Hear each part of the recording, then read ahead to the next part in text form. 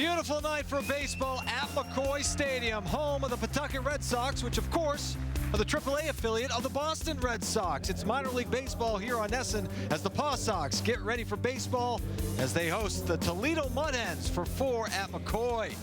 As we welcome you here, I'm Adam Pellerin alongside the Boston Globe's Alex Spear, who's the author of the 108 Stitches blog. You may notice that we're in the studio here at NESN. It's part of a new technology we're piloting, so we'll call the action from Pawtucket from the comfy confines of our NESN television center. With that said, let's talk a little bit about the game. If you're a Boston Red Sox fan, you have a vested interest in the Pawtucket Red Sox right now, especially with pitching. A lot of guys vying for that fifth starter spot in Boston. Absolutely. Well, we know that the fifth starter spot right now is pretty wide open. The Red Sox are waiting for someone to jump up and grab it. And Henry Owens, who goes tonight, is of course in the mix. Roenis Elias, who yesterday threw the first 9-inning complete game of the season for the Paw Sox, also vying for that role. Joe Kelly is pitching tomorrow. And then there's some other options emerging as potential relief candidates for down the road. So watch those arms for the Paw Sox. Certainly. Yeah, a number of guys in the bullpen we'll be keeping an eye on as well. But as you mentioned, Henry Owens getting the start for the Paw Sox tonight, looking for his 5th win of the season at the AAA level. We talked to manager Kevin Bowles a short time ago about Henry Owens. Well, it all works on his fastball command, and he's been looking at some videos, and he's working hard with Ralph Troil and Bob Kipper, our pitching coach here, and trying to get that fastball command in check. And he knows that all of his pitches will play off of that. He's got a quick hand with his changeup, spin on his breaking ball, but it all predicates off that fastball command.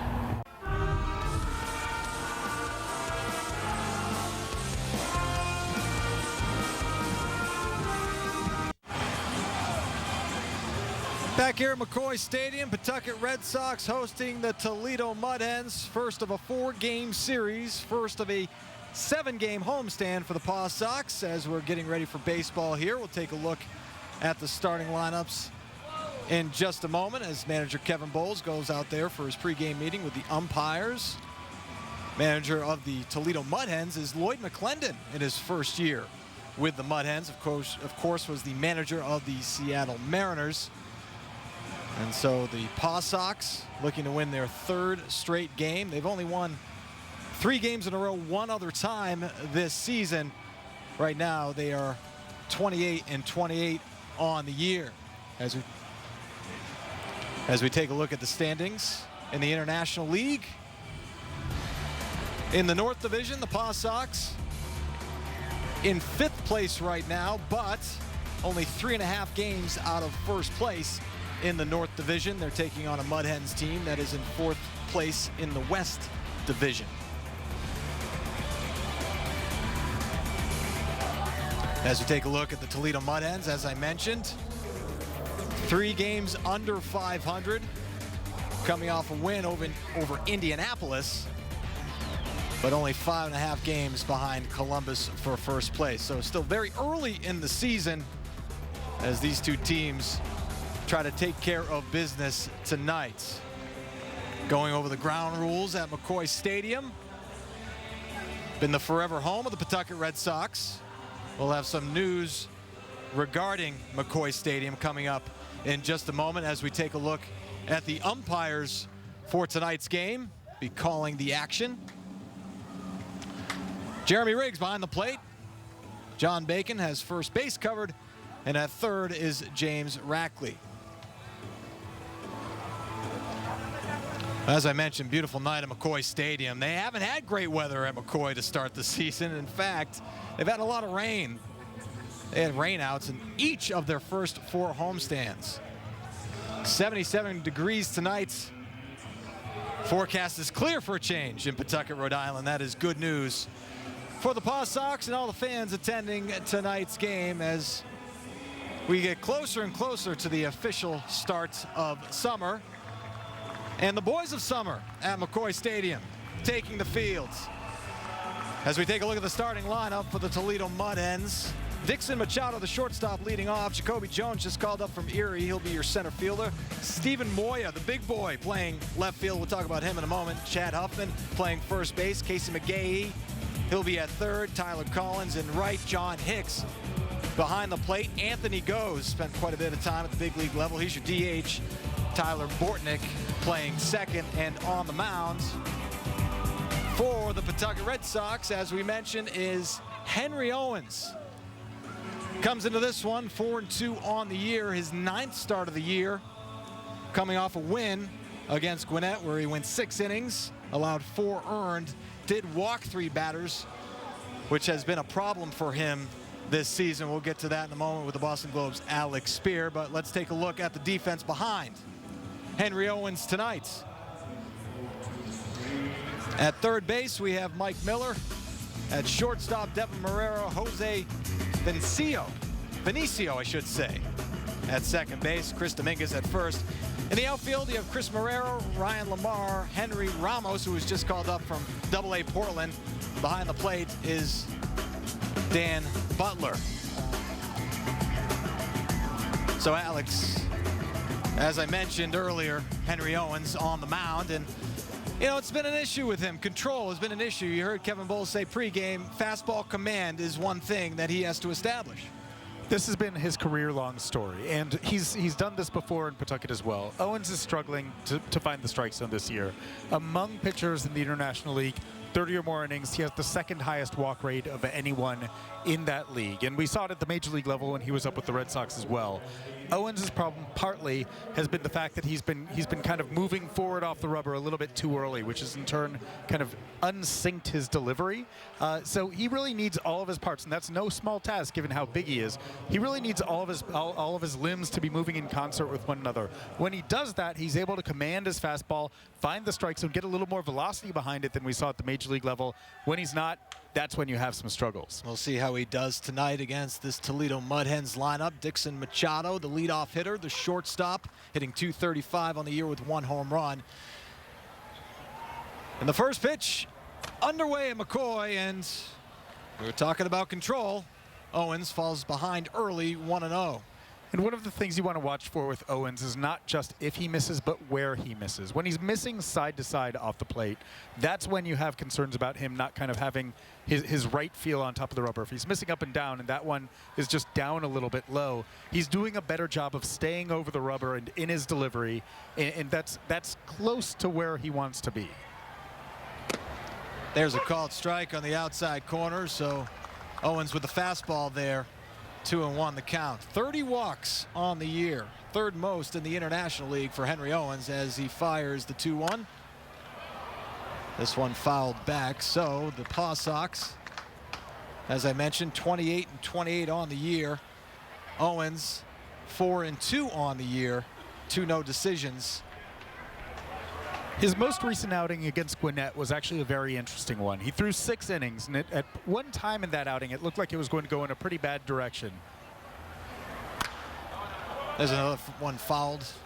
It looked through the first 3 innings, he was once again struggling to find the strike zone. In the 3rd inning alone, he walked 3 batters, and it looked like an outing that might be getting away from him. In the 4th inning, he kind of slowed down the tempo at the start of his delivery a little bit, and just something seemed to click. The parts seemed to work together in a way that allowed him to retire the final 9 batters he faced. And so the Red Sox are hoping, the Paw Sox are hoping that that's a harbinger of better command to come. There's a ball in the outside corner, and you mentioned the Paw Sox are hoping that's a harbinger. Well, the Red Sox are hoping that as well, and as we mentioned off the top, they are looking for a 5th starter in a couple of weeks. It's such a pivotal time for the Paw Sox and the Red Sox. This one flied into right field. Oh, just missing. Henry Ramos, his first opportunity at the AAA level. Yeah, welcome to your first opportunity at this level. But Ramos is actually a very good defensive outfielder, so that play is a little bit misleading. You can see that he got a pretty decent break on it. It just looked like this might be some unfamiliarity with the territory. He wasn't necessarily sure where the wall was relative to the foul line, relative to where he was on the field, and short-armed it a little bit. But Ramos, we'll talk more about him a little bit later, is a guy with some very interesting tools that bear watching when you think about the Red Sox depth equation in the outfield. 3-2 pitch, ball 4, so walk number 31 of the year for Henry Owens. First walk tonight. You mentioned Ramos, the dimensions of Hadlock Field, a lot different than that of McCoy Stadium. Yeah, there's a real transition that happens when you move between levels, and you just kind of find out on the day of a game that you're going to move up. Ramos obviously up in part because Rusney Castillo is in the big leagues for the Red Sox right now. They had a need for another outfielder, and so he gets the call. But you should expect adjustments to the different light and the new field. That said, it's a ball he should catch. Here's Jacoby Jones, who takes ball 1.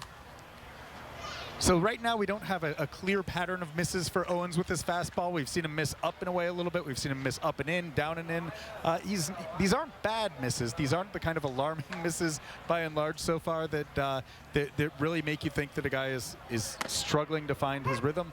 There you can sometimes see a guy using a breaking ball in order to get his delivery back in order, and Owens drops a curveball there in order to get that first called strike. But Owens has described it himself after a recent bad outing as he sometimes fights himself more than he fights against the other hitter. The 1-1 pitch from Owens misses low. Jones, one of the top prospects in the Tigers organization, just called up from AA Erie. So a couple of guys making their AAA debuts tonight on both sides. Jones was part of their major overhaul in the middle of last summer when they traded seemingly so much of their major league roster in order to kind of build towards the future. And the guy who was in charge of those trades, we'll see Daniel Norris later pitching for them, Jacoby Jones as well, but was Dave Dombrowski when he was in his final days with the Tigers, leading up right to the trade deadline. 4 days after the trade deadline, of course, he found out that the Tigers made the decision to move on from him as their president of baseball operations. Daniel Norris involved in the David Price trade as Owens looks at first. I believe Jones went to the Pirates for Soria, if memory serves, last year. Joaquim Soria.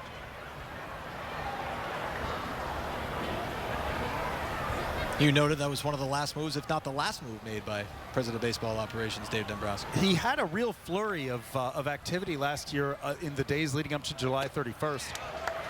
Changeup right there from Henry Owens. So his first strikeout of the ball game.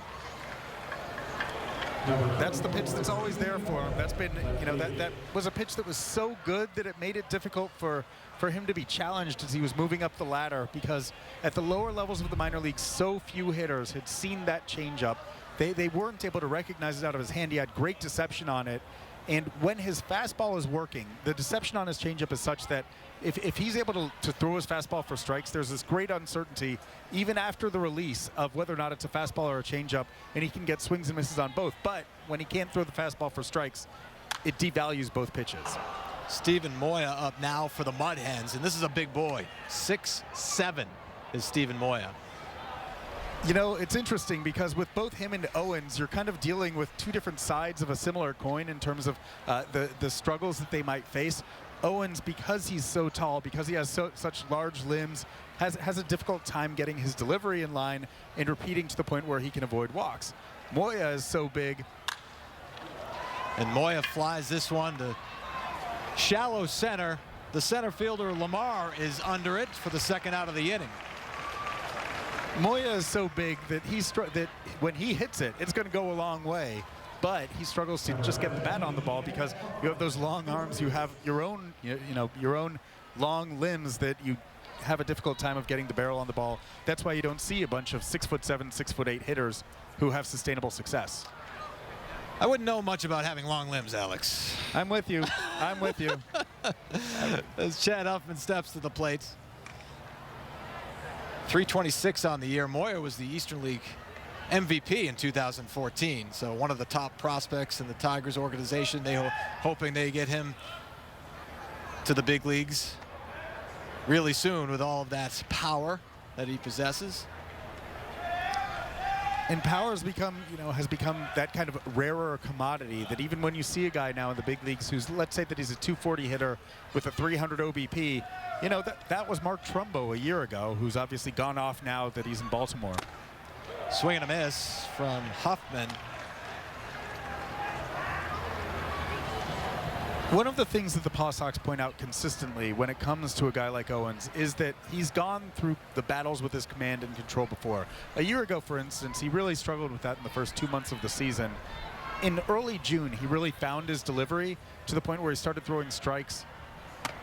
And he didn't stop. He went on the best sustained run of control of his career, in which he had a number of consecutive starts where he was working into the 7th inning, 1 walk, no walks. So he has figured things out before, and if he can figure things out, that's such a critical factor for the Red Sox, because otherwise they have some real depth concerns in their major league rotation. They need Owens to be a viable option behind that. Runner goes, throw down to second.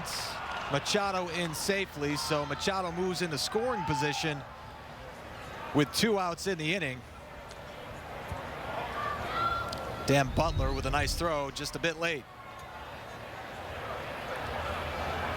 Machado with a good jump, even on the fastball, able to get into second safely. So the Mud Hens trying to take advantage with a runner in scoring position with 2 outs.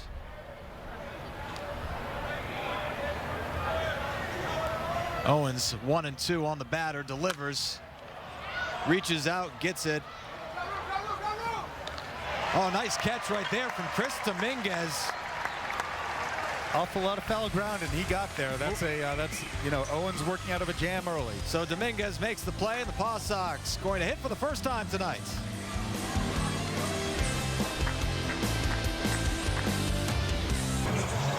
Welcome back to McCoy Stadium. Paw Sox about to hit for the first time. Let's take a look at the starting lineup. Mike Miller leading off. He's your third baseman. Ryan Lamar, center field, batting second. Justin Maxwell, the DH.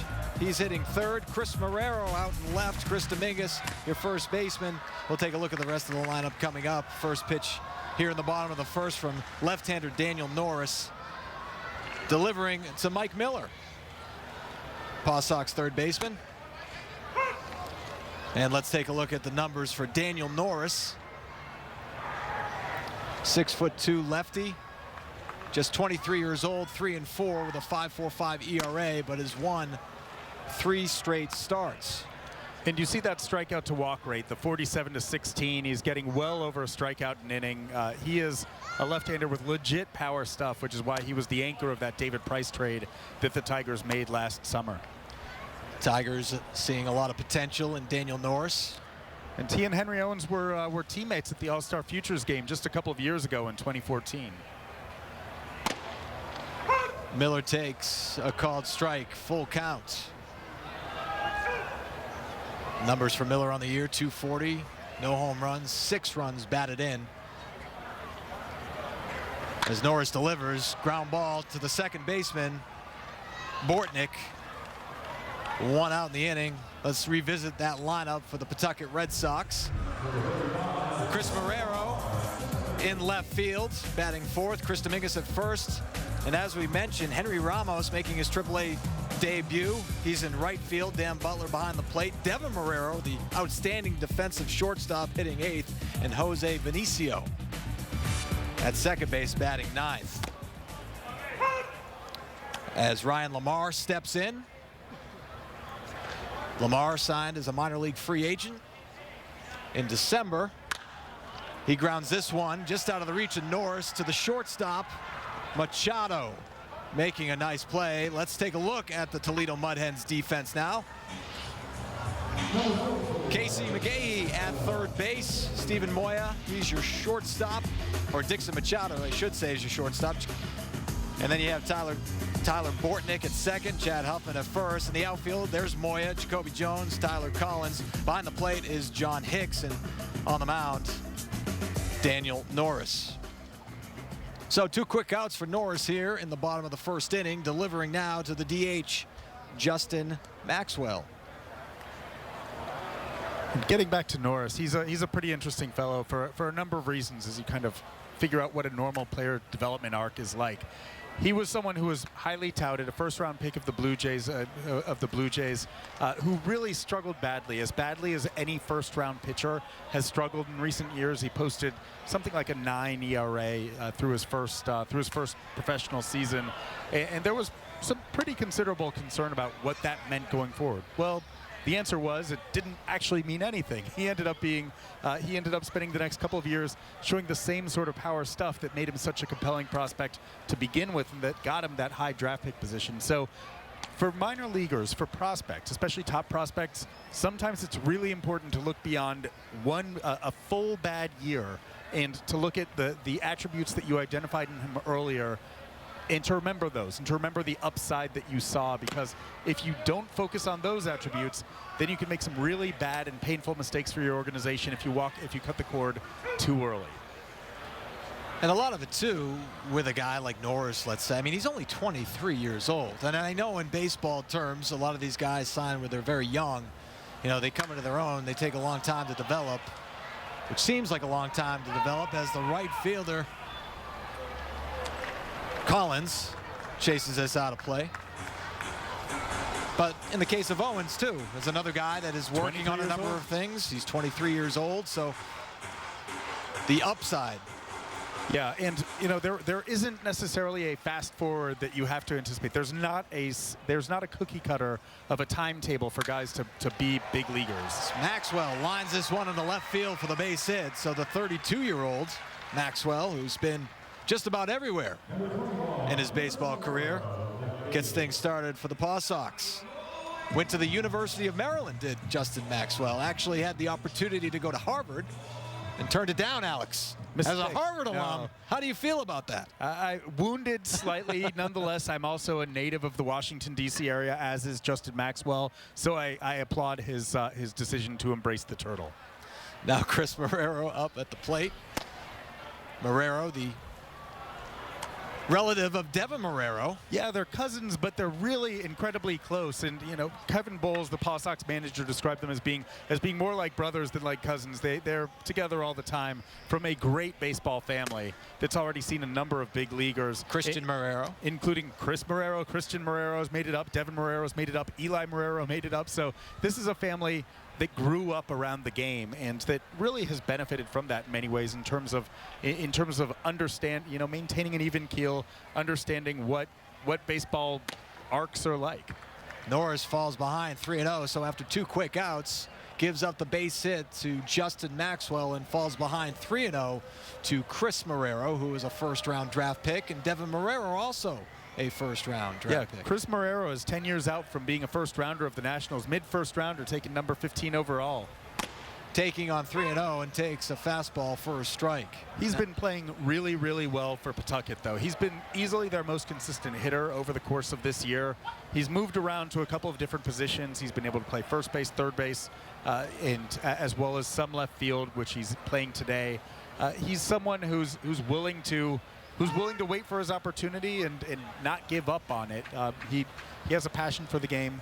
And something interesting about him, last year he was kind of brought over late in the year because the Paw Sox had shipped up everyone to the big leagues, and so they had some open roster spots.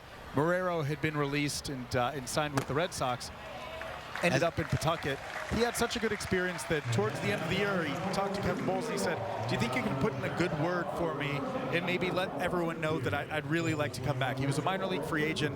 He was re-signed without any promises. He didn't have an invitation to big league camp. It wasn't clear that he would have a role where he would end up playing, whether Portland or Pawtucket. But he liked the organization. He liked the opportunity to be close to his cousin Devin. And so things worked out, and he's been in Pawtucket. And as I said, this is a guy who's been performing consistently, swinging the bat quite well. And at a certain point, if you do that enough, no matter how old you are, you get an opportunity.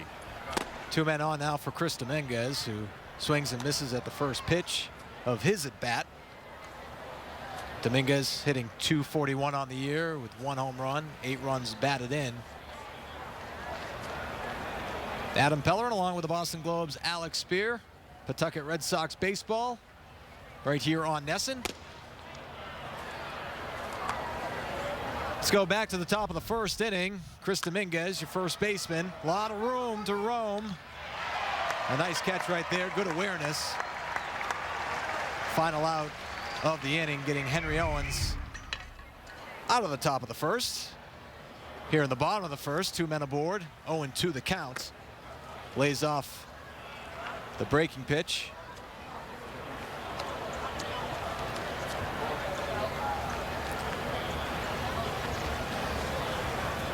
Chris Dominguez from Florida, Los Angeles, Florida. Never been there. Yeah, it's the often people get confused when they show up there. A little bit different in Florida. As Dominguez lifts this one in the left, it drops in. That's going to score a run in the form of Justin Maxwell.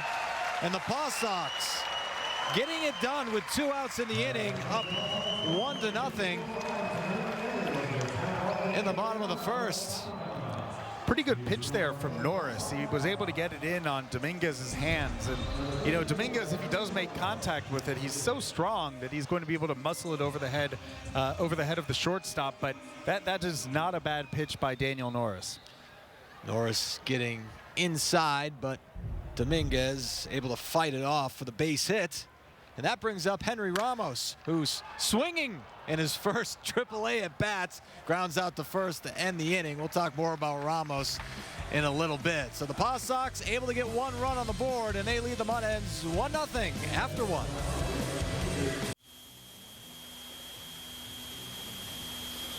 You know, after a long delay of game, we are here today for the next inning in this cooperative partnership between the state of Rhode Island, the city of Pawtucket, and the Paw Sox organization. We are in the room working together, debating issues, debating topics, and discussing how to move forward collectively, collaboratively, and productively. And that is a great thing, I think, for this franchise. All right, so you heard from Paw Sox Chairman Larry Lucchino and the Mayor of Pawtucket, Rhode Island, as we welcome you back to McCoy Stadium at the top of the 2nd inning. Henry Owens on the mound for the Paw Sox as Owens delivers the first pitch.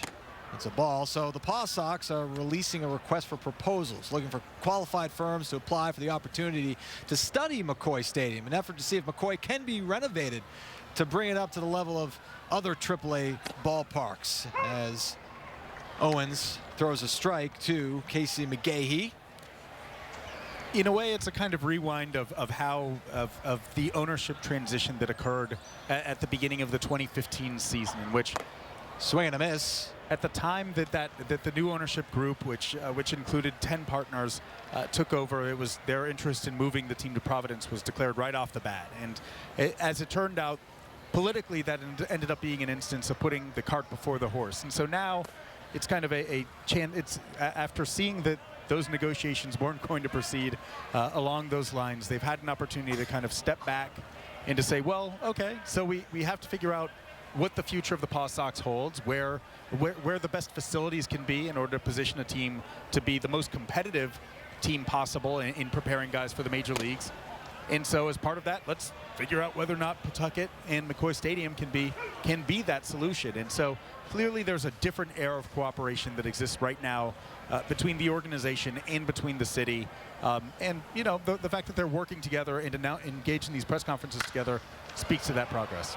Base hit to right field, so Casey McGahee, whose nickname, from what I understand, is Hits McGahee, which is awesome, with a base hit off of Owens. So second hit allowed, or first hit allowed, I should say, by Henry Owens here in the top of the 2nd inning. And this sounds silly, but in some ways, the idea of Henry Owens giving up hits is kind of a positive thing because he's throwing strikes. He's throwing strikes, and a lot of times you'll see times when he goes 4 innings and walks 5 guys and doesn't allow a hit. He's literally, I would guess that he's probably had a handful of outings in his minor league career, and in which he did not give up any hits. But in a number of those, he ended up getting out of the game after about 5 or so innings because he was also struggling so much to find the strike zone. And so, you know, there is something to be said for, John Farrell talks all the time about the need to be able to command your fastball, get it in the strike zone. And if Henry Owens is giving up hits, well, contact is not a bad outcome for him. There's a strike right there on the swing, and we heard from manager Kevin Bowles pregame about commanding the fastball, something that is key to Henry Owens' success. And so far, it's been pretty good, although he did surrender a walk in the first batter of the ball game, and Dixon Machado. Rewinding back a pitch to Collins, it was interesting there to see the slider that he was able to get that terrible check swing on, that was on the slider that was up, And Owens is, he's a really tough at-bat when he has that slider working for left-handed hitters. There are some people who've wondered, well, what would happen if he were to be able to get an opportunity to compete? This one goes into right field, another base hit, so the first 2 men aboard for the Mud Hens as Vinicio barely misses that one. So he goes to the curveball there and ends up giving up the hit on it. But Owens is interesting. That slider makes him an interesting weapon against left-handed hitters. And so if the Red Sox were in a position of need with left-handed arms, is there a chance that if they felt good about their starting depth that they might consider an Owens at some point for a bullpen role? Would you want to do that to a young player who is, been a starter for his career in professional baseball? At certain points, yes. I think that you can benefit a ton from getting exposure to the big leagues out of the bullpen. There have been a number of pitchers who have succeeded after doing so. Check swing. Marrero charges it hard, makes the play. Nice play from Devin Marrero. Retires John Hicks, and Marrero just an outstanding defensive shortstop. He's clearly a standout at that position. He's playing back at double play depth, but manages to come in, really quickly and off balance, get that strong throw off. Marrero grades at the top of anyone's scale, close to it anyway.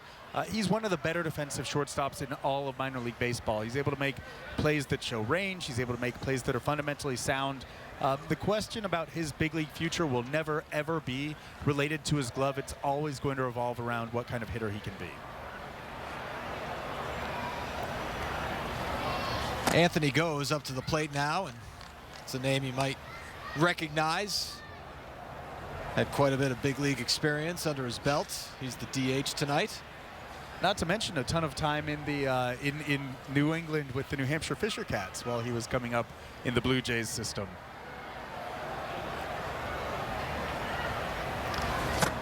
Owens misses high, so he falls behind 2-0.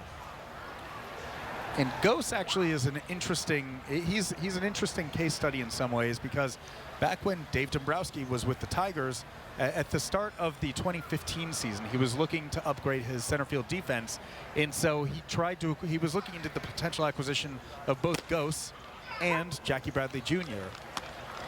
The Red Sox ended up holding on to Bradley, obviously, which also obviously ended up being to their considerable benefit. He was able to make the move for Gose. Gose was a pretty good contributor for him last year, but his offense really fell off at the start of this season in Detroit, which is why he's back down in AAA while Cameron Maybin is the one who's patrolling center for the Tigers. This one's ripped foul. Anthony Gose is 25 years old, has 372 games of Major League experience under his belt. In 2015 at 254 with 5 home runs, stole 23 bases, so he can run as he runs back to the dugout to get a bat. Yeah, as a pure runner, he used to be one of the better ones in the minors. When he was coming up, there were years when he would be really at the top of the food chain in terms of stolen bases over the course of a season, year over year. And that attribute obviously plays most dramatically at the major league level in terms of what he's able to do in center field. But at a certain point, as we've seen before with Bradley, you got to hit. Doesn't matter how good the glove is. At a certain point, you still have to contribute on the other side. Jackie Bradley Jr. has certainly done that. That's for sure. Slight understatement, Adam. Slight understatement. 2-2 pitch from Owens. Swing and a miss, strike 3. So Henry Owens able to pick up the strikeout on the off-speed pitch. Little left-on-left changeup, it looked like, that just darted back in towards Gose. And again, that's the uniqueness of Owens. His changeup has been so advanced from such a young age.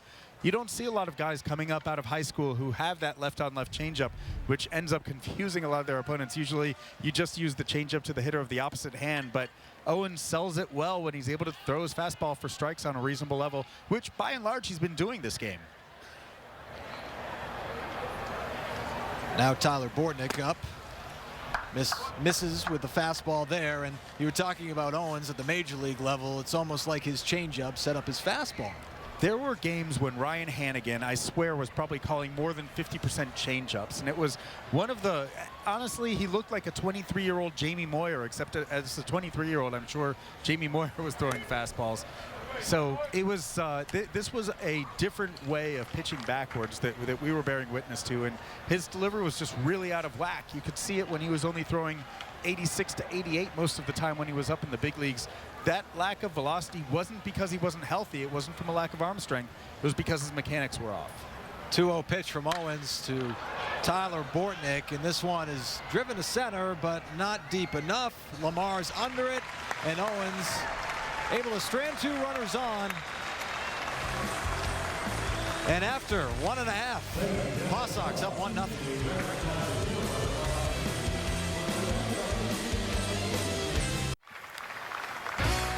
Well, you know, the Paw Sox put on an impressive post-game fireworks display throughout the summer. They've recently added 3 nights to the schedule. Here it is right here. If you haven't been down, you got to check it out. A trip to Pawtucket is well worth it, and plenty of opportunities to see the fireworks at McCoy Stadium. I actually grew up in Norton. Pawtucket right down the road. Going to McCoy Stadium is just such a great experience. Good baseball, too. AAA baseball right down the road. Just about an hour south of Boston.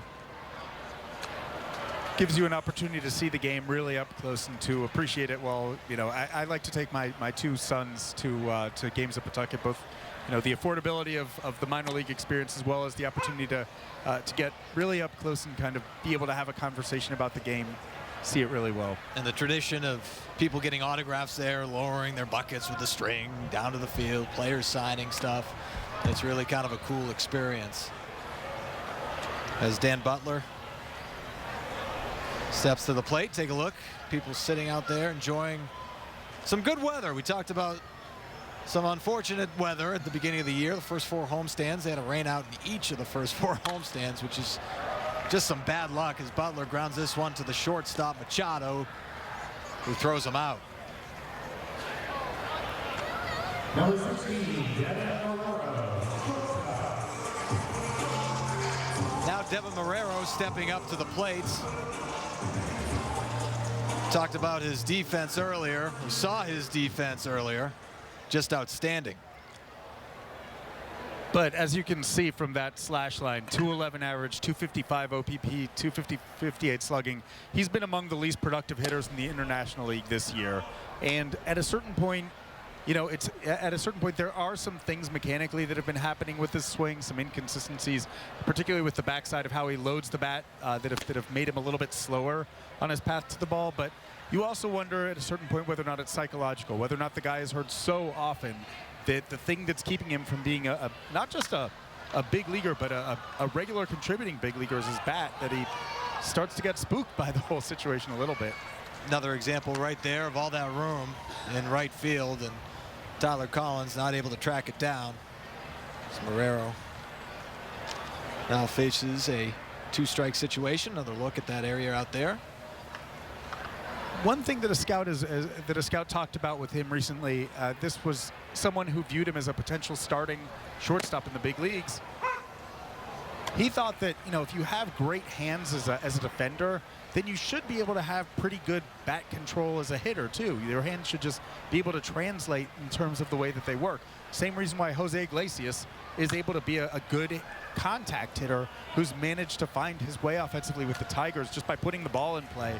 If Marrero can do that, there's a decent chance that he's an everyday player in the big leagues, because the defense's grades is somewhere between plus and plus plus on the 20 to 80 scouting scale, where a 50 is average. He's 60, 65 grade. At shortstop, that's special. And you don't have to be that good a hitter in order to make that a viable part of a lineup. You mentioned Jose Iglesias, just a great example. A lot of people thought he wasn't going to be able to hit at the big league level at all, and then all of a sudden, you know, you're wondering, all right, when's the other shoe going to drop? When's he going to start to not hit? And then all of a sudden, at the end of the year, he's hitting over 300. Yeah, his year with the Tigers last year, you know, in his first full season with them was, I thought, startling. I thought that his performance in the big leagues with the Red Sox in 2013 represented lightning in a bottle. But it turns out that it was a little more sustainable because, you know, he's quick and could get a ton of infield hits just by putting the ball in play. And so Marrero is still looking for his way offensively. There have been times in his career when he's been a disciplined hitter. This year, that's not the case, as you can see from that poor on-base percentage. he has more talent offensively than what he showed with those statistics. He is 5 for his last 9 in his last 2 games as he lines this one foul, and actually has multiple hits in his last 2 games after going 22 straight without a multi-hit performance. There's a very good chance that he's going to find his way onto big league rosters because he'll be able to move around. He can play any infield position, obviously. I don't think that you'll ever see him patrolling the outfield just because the glove is good enough at third base, shortstop, second. This one is ripped to the shortstop. Machado makes a nice play, long throw, nice dig out there as well from Chad Huffman. So Marrero is retired after a fine play on both ends. Machado's been a busy man so far in this game. Norris is keeping the ball on the ground and Machado's remaining very involved, but that's a nice little play. You know, just quick actions to be able to dive to your right, hop back up and get that strong throw, you know, even with the dig out at first. Machado's glove has put him in consideration as maybe one of the Tigers' best 20 or so prospects. He, like Marrero, needs to hit a little bit more to ensure a big league future. Jose Vinicio now up at the plate for the Paw Sox. He grounds this one to the first baseman. Easy play for Huffman. And the side is retired. So Norris able to hold the Paw Sox scoreless in the second inning. We're going to the third.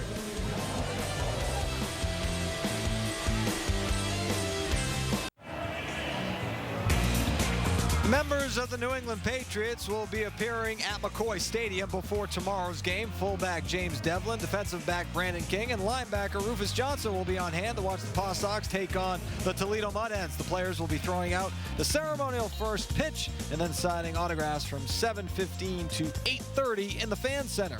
Visit pawsox.com for ticket information. Henry Owens delivers. First pitch swinging is Dixon Machado, and he's retired. Well, Patriots here tomorrow night. Patriots here tonight, as well as defensive end Jabal Sheard and defensive tackle Joe Villano throwing out the first pitch. Doing a pretty good job at that. Signing some autographs as well, so the fans coming to see the Paw Sox and the Patriots. Some Patriots will be here tomorrow night as well. So a lot of good stuff happening at McCoy. We talked about the fireworks earlier. Got some Patriots in attendance as well. We'll talk about a free Brady night, which will be coming up soon at the end of the week. So a lot of Patriot stuff. Foxborough not too far down the road.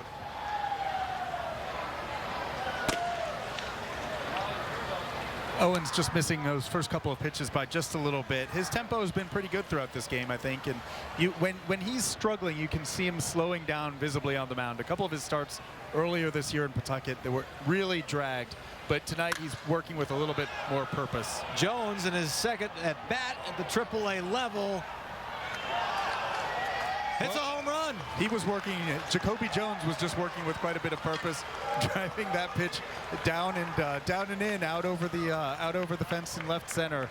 That was a resounding hit of contact. Part of the reason why Jones is considered one of the Tigers' 15 or so best prospects. Yeah, we were talking about Jones earlier. Just called up from Erie. As we take another look at this from Henry Owens on the fastball, no doubter. That's deep. The ball has some carry to it this evening. It does. And just like that, the Mud Hens have tied things up at 1, and a guy that's very capable of putting the ball out of the ballpark is the guy stepping to the plate right now. Owens has had problems giving up home runs this year, and it has been a little bit of a distinct pattern from what he's done at the minor league level prior to this year. Moya misses this one, and in the shallow center, Marrero with the catch. So 2 outs in the inning. After the Jones home run, Stephen Moya is retired. Owens has given up that kind of resounding contact, and I think that when you're talking about his diminished velocity this year, that's a large part of the indicator that you see. The fact that, you know, that instead of being able to maybe have that extra tick or 2 on his fastball, maybe working sometimes at 90 to 92, if you're down at 88 miles an hour, then the opportunity for guys to really barrel that up is they're less forgiving, I suppose. Owens gets ahead here with the fastball. facing Chad Huffman. And it really does look like he's emphasizing it. This is something that you can do in AAA and not in the majors. We talked about the fact that Owens was pitching backwards at the major league level, working off of his changeup so much, because really that was the only pitch he could command for extensive stretches of a couple of his starts at the big league level, and your goal is to win. In AAA, your goal isn't necessarily focused on winning. You are working on your pitch development. Here, Owens emphasizing the fastball is trying to do something to position himself to be able to help at the big league level. Swing and a miss on the breaking ball right there. Owens giving up his 6th home run of the year. Jacoby Jones with his first home run at the AAA level. And Owens trying to get out with any further damage. 1-2. The count to Huffman with 2 outs in the inning. 48th pitch of the outing. Ground ball to Marrero. Scoops it up, fires, and Owens gets out of the inning. So the home run from Jacoby Jones ties things up at 1 as the Paw Sox bat in the bottom of the 3rd.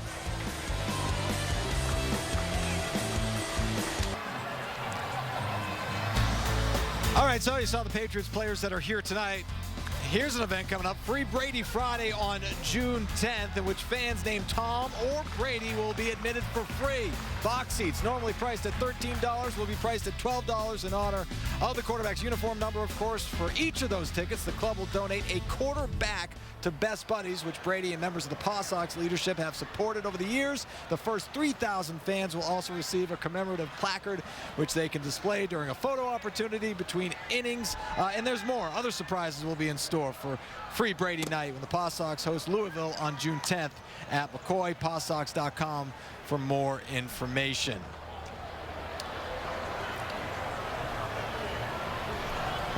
It's a series of free something Fridays where the Paw Sox will be providing something for free in the first, June 10th. That's a pretty good day. We don't know what's going to happen with Brady. We're waiting for the en banc hearing, see if that's going to happen or not.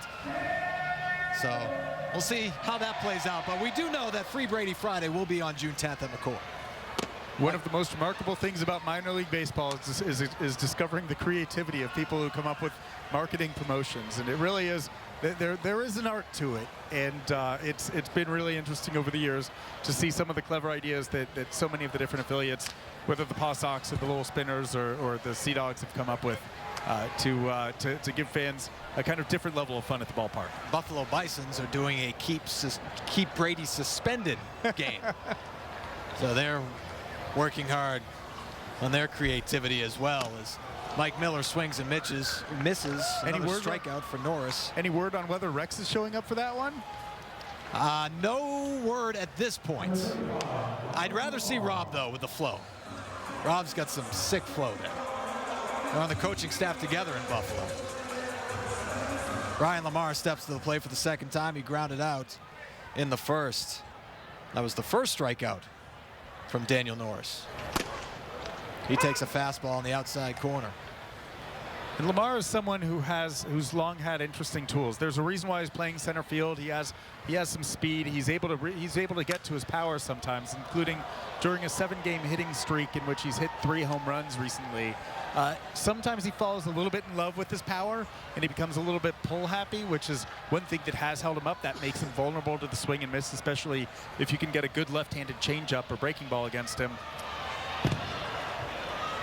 But there are tools there, and this is someone who has had a cup of coffee at the big league level, someone who, at a time when the Red Sox outfield situation kind of needs some further clarification, he does loom as a depth option. He certainly played as well as anyone in the Paw Sox outfield this year. Lamar fouls this one away, 1-2 now. As we mentioned, he signed with the Red Sox last December, minor league contract. Made his major league debut last season with the Cincinnati Reds. Takes a ball right there, 2-2. And considered, according to our friend Rob Bradford, the best hockey player on the Red Sox. Is that right? Oh, he's got some skills. Yeah, he's a Michigan guy.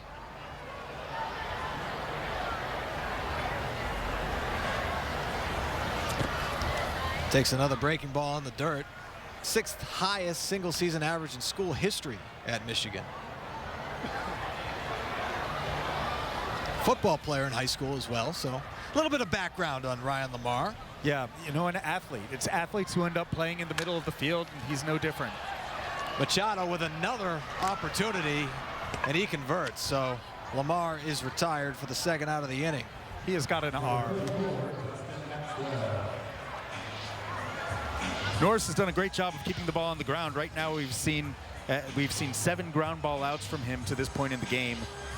He hasn't shown the kind of typical power to his stuff, the high strikeouts that he had entered the game with, but you know, maybe that's a point of emphasis. Maybe his pitching coach really wanted to see him working down in the zone, attacking and working to contact a little bit more, because in the minor leagues sometimes those high strikeout games are just recipes for, you know, getting knocked out early, and of course at the major league level as well.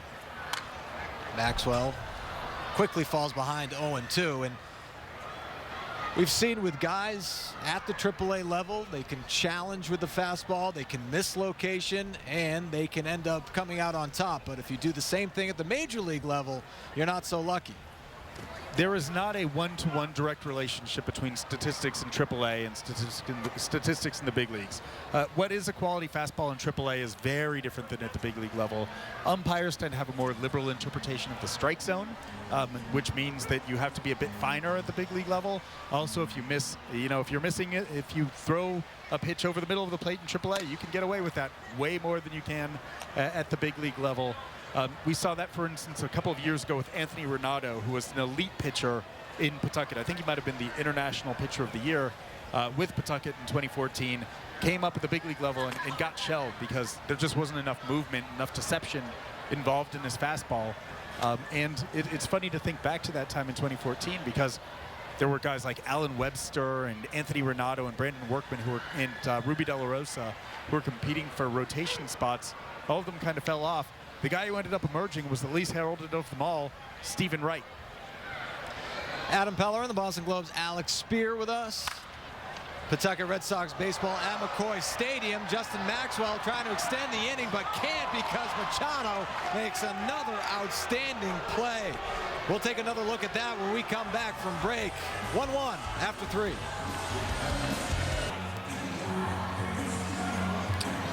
All right, we're back here at McCoy Stadium. Paw Sox, Mud Hens tied at 1. Henry Owens back on the mound for the Paw Sox.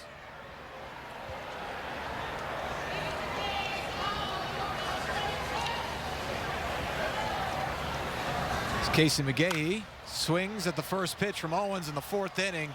That one's fouled out of play. Let's take a look at the play that ended the bottom of the 3rd inning. Dixon Machado doing a great job as ground ball to McGahee, can't handle it, and Machado able to stick with it, make the outstanding throw, and Huffman another nice play over there as well. Nice strong throw there from Machado. And just incredible reflexes to be able to react to the changed angle when it caroms off of the glove of the 3rd baseman and reach for it across his body, and in one motion get enough on it. Granted, slightly inaccurate throw, but the first baseman picks it. But there's a lot of body control that goes into a play like that. Pitch number 50 is a changeup from Henry Owens, who has only walked 1 batter tonight. So Owens working on his control, his fastball command, as we have been talking about throughout the broadcast, and gets a ground ball to start the 4th inning, and Mike Miller making the play. So 1 out. McGahee retired. Miller is kind of one of those guys who ends up finding his way up the organization because he's going to be a versatile guy. Coaches and managers have loved him at every stop that he's been on at the minor league level. He was drafted as a college senior, I think, out of in the 2012 draft, the 9th round. Someone who moves around and just has a good feel for plate approach. You know, some grinding at bats, not translating to offensive results, but someone who could be kind of like a Jonathan Diaz and find his way up into the big leagues at some point. Jonathan Diaz has a World Series ring with the Boston Red Sox. I always love those fringe stories of guys right. who have World Series rings. I remember talking to Craig Breslow at the start of the 2013 World Series and finding out that he had a World Series ring from 2007, even though he had never pitched in a game that year. Is that right? but he had been called up at the beginning of September to back up a guy who's making his major league debut and was going to make his first start. They were worried about length, but Craig Breslow never entered the game because Clay Buchholz threw a no-hitter in his, in his second career start. I was off by a little bit, but yeah, so he got a World Series ring for having been on the active roster for a day, but never pitching in a game. Owens just missed there. Wanted that pitch.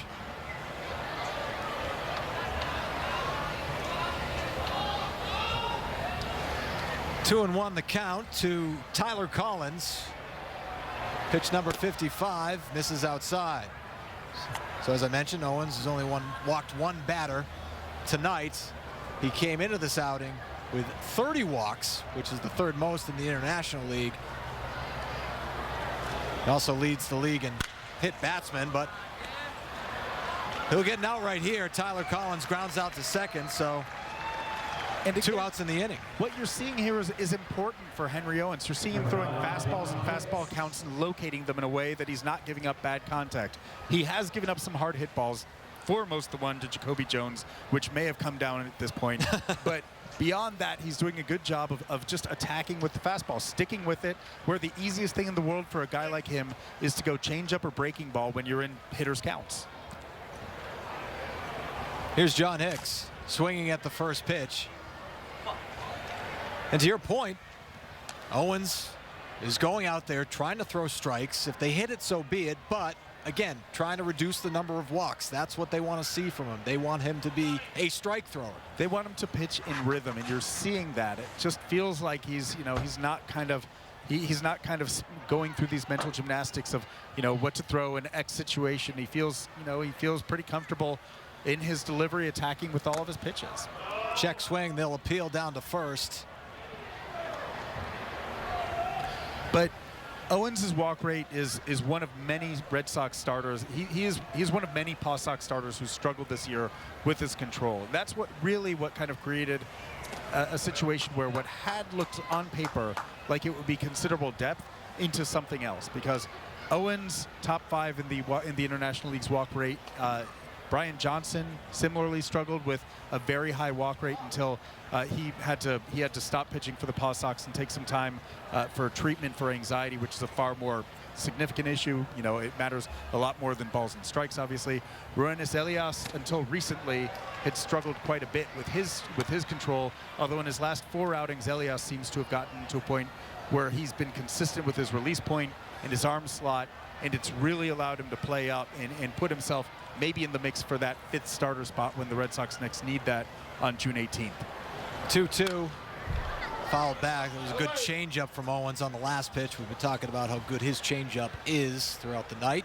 And we're talking about Roenis Elias. We're talking about Henry Owens, Brian Johnson, a lot of left-handed pitching in this Red Sox organization. And they thought that it gave them a ton of depth along with Stephen Wright at the start of the year.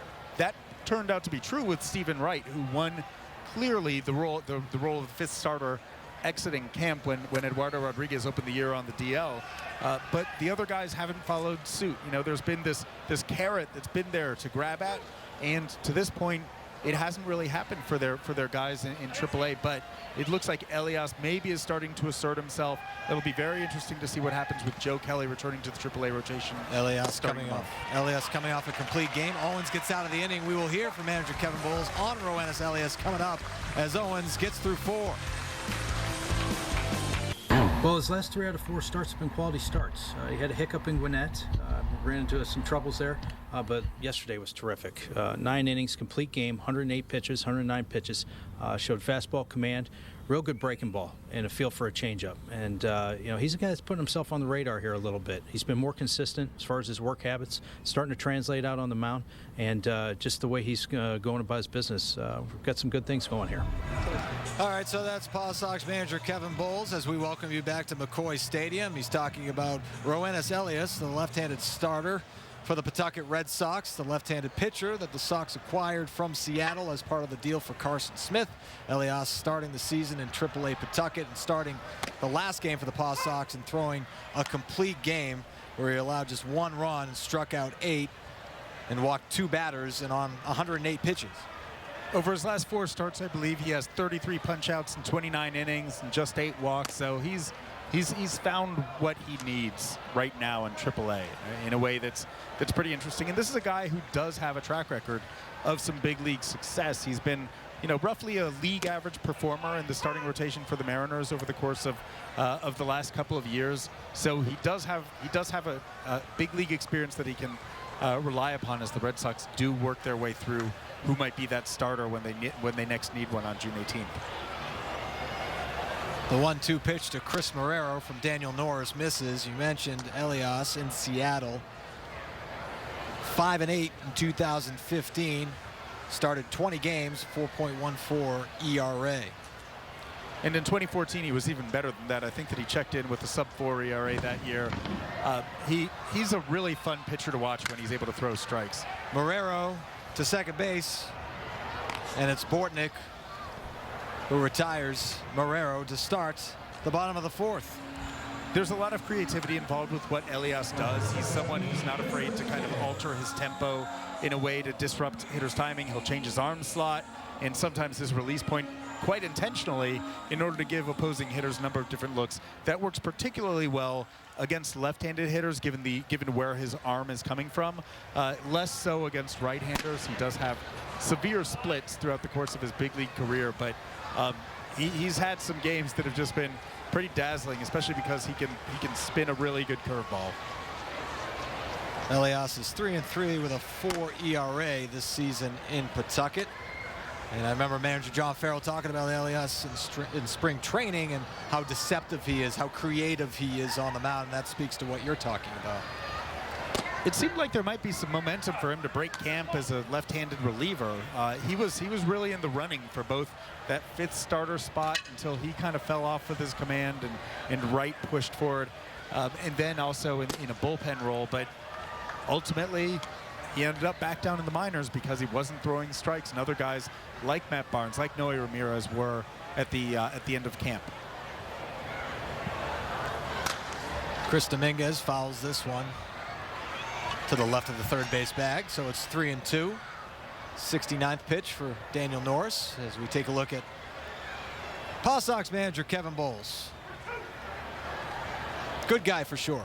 And a guy with a fascinating baseball background. He was, for instance, a rookie manager when Adrian Gonzalez was the #1 overall pick for the Marlins back in 2002. He was, I think he might have been in his 20s when he got to start managing this kind of hot prospect who hit no home, who was taken #1 overall based on his potential power and promptly hit 0 home runs, leading to all kinds of questions and a need to kind of manage the expectations, both of externally of how people perceived Adrian Gonzalez and Gonzalez's own expectations of what he was supposed to be doing at that age. Dominguez to guess who?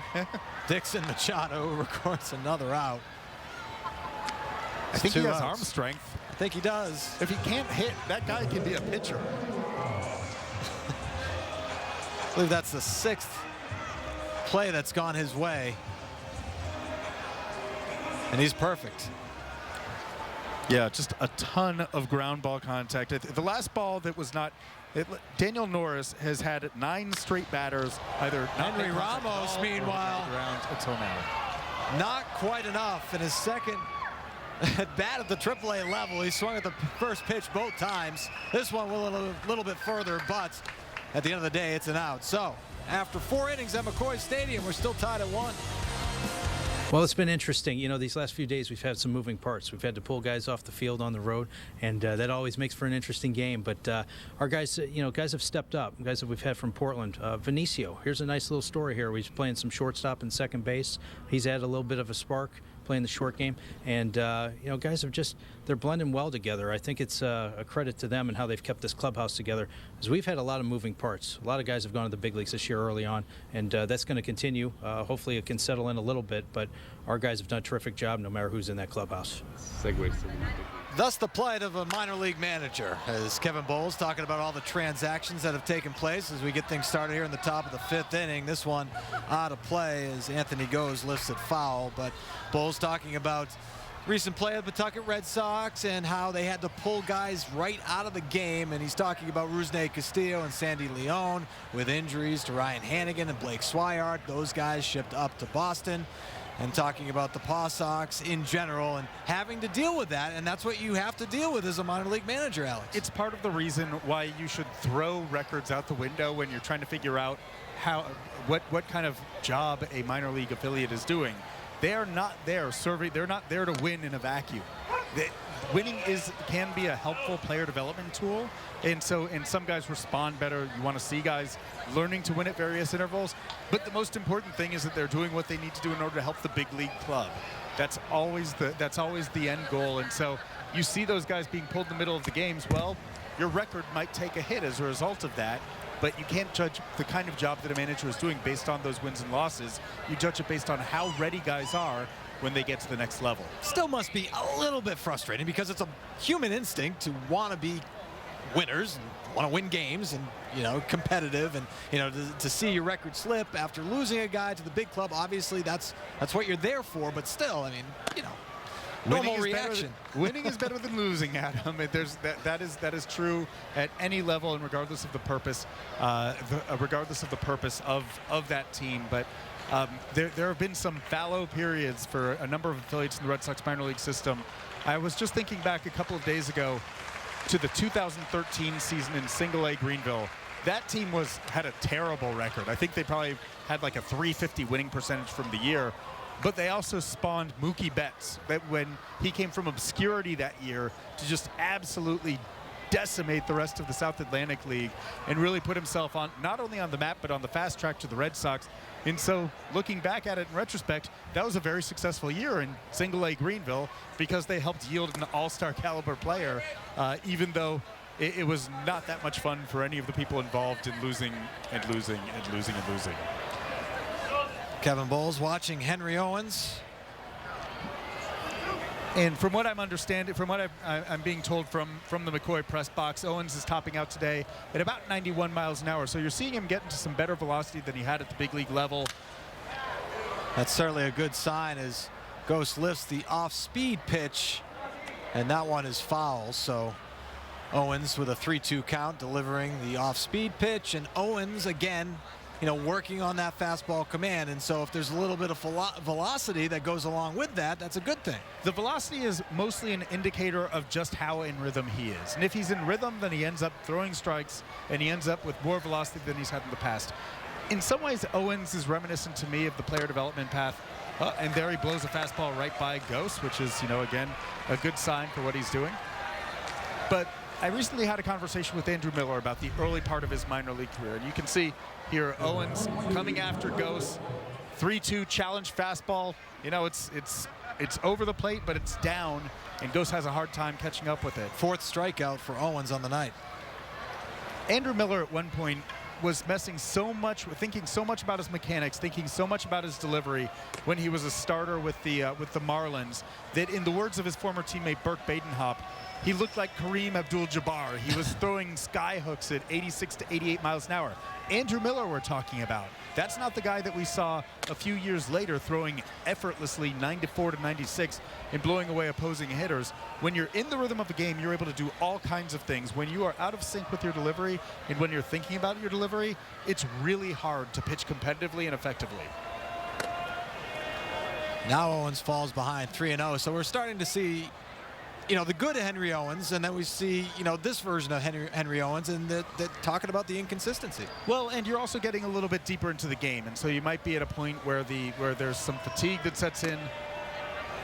And he loses them. So four balls and there's a walk, and you have Henry Owens, who again is working on that command, falls behind the hitter that time, and that was the 6th 3-ball count, second walk of the game. One thing that I've heard from a couple of evaluators, it's not said with any certainty, but it's more raised as a question, is whether or not Henry Owens is thinner this year, whether he's lost some weight, lost some strength, because it does look like maybe he's having a little bit more difficulty controlling his core, controlling his movements on the mound. And if you have a strength loss, then that becomes more difficult to achieve. You have a harder time maintaining your delivery if you are not as strong. He's done a really nice job of steadily year over year adding some weight, adding some strength from the time that he was kind of a 180-pound string bean when he was drafted out of high school to getting up to around 220. This one just over the glove of Devin Marrero, so a base hit from Dixon Machado, who's having himself quite a night out in the field, able to come up with a base hit there, so 2 men aboard. Here's another look at the base hit from Machado and the location of the pitch. You can't quite see it from that angle, but you can see Marrero, who was drawn in a little bit, trying to get to a potential double play ball a little bit faster, and so that step in probably cost him being able to get that ball as it clipped off the top of his glove. That brings up Jacoby Jones, who hit an absolute bomb over the wall for his first home run at the AAA level. That came in the 3rd inning as Owens falls behind 1-0. 78 pitches from Owens so far. Nice to make your mark immediately. Gets you acclimated and feeling a little bit more comfortable rather quickly if you're able to just kind of tee off in that first game and give an indication of what your tools are like. Well, that's what Henry Ramos is trying to do for the Paw Sox. He swung at the first pitch and his first 2 at-bats at the AAA level, as we take another look at that home run from Jacoby Jones. And he gets every bit of this one.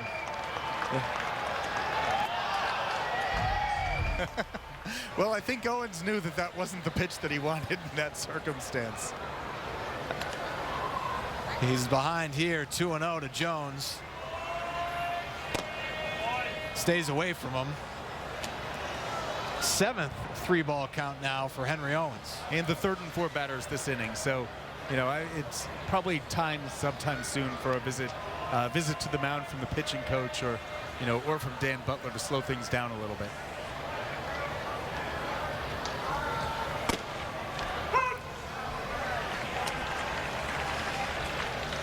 Men on 1st and 2nd, 1 out.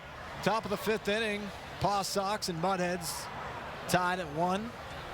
Henry Owens making his 9th start for the Pawtucket Red Sox. Delivers the 3-1. This one is ripped into center field, but right at the center fielder Lamar, and he is able to double him up. So Owens needed that for sure. Gets out of the inning unscathed as we head to the bottom of the 5th inning in McCoy Stadium. Tied at 1. Have a son or daughter who wants to learn more about baseball or the Red Sox? Visit NESNClubhouse.com. It has videos, games, and a whole lot more. It's fun, it's free, it's easy to use. Visit NESNClubhouse.com today. We're tied at 1 here in the bottom of the 5th inning. We'll take a look at that double play that ended the inning and got Henry Owens out of a possible bad situation as Dan Butler steps to the plate.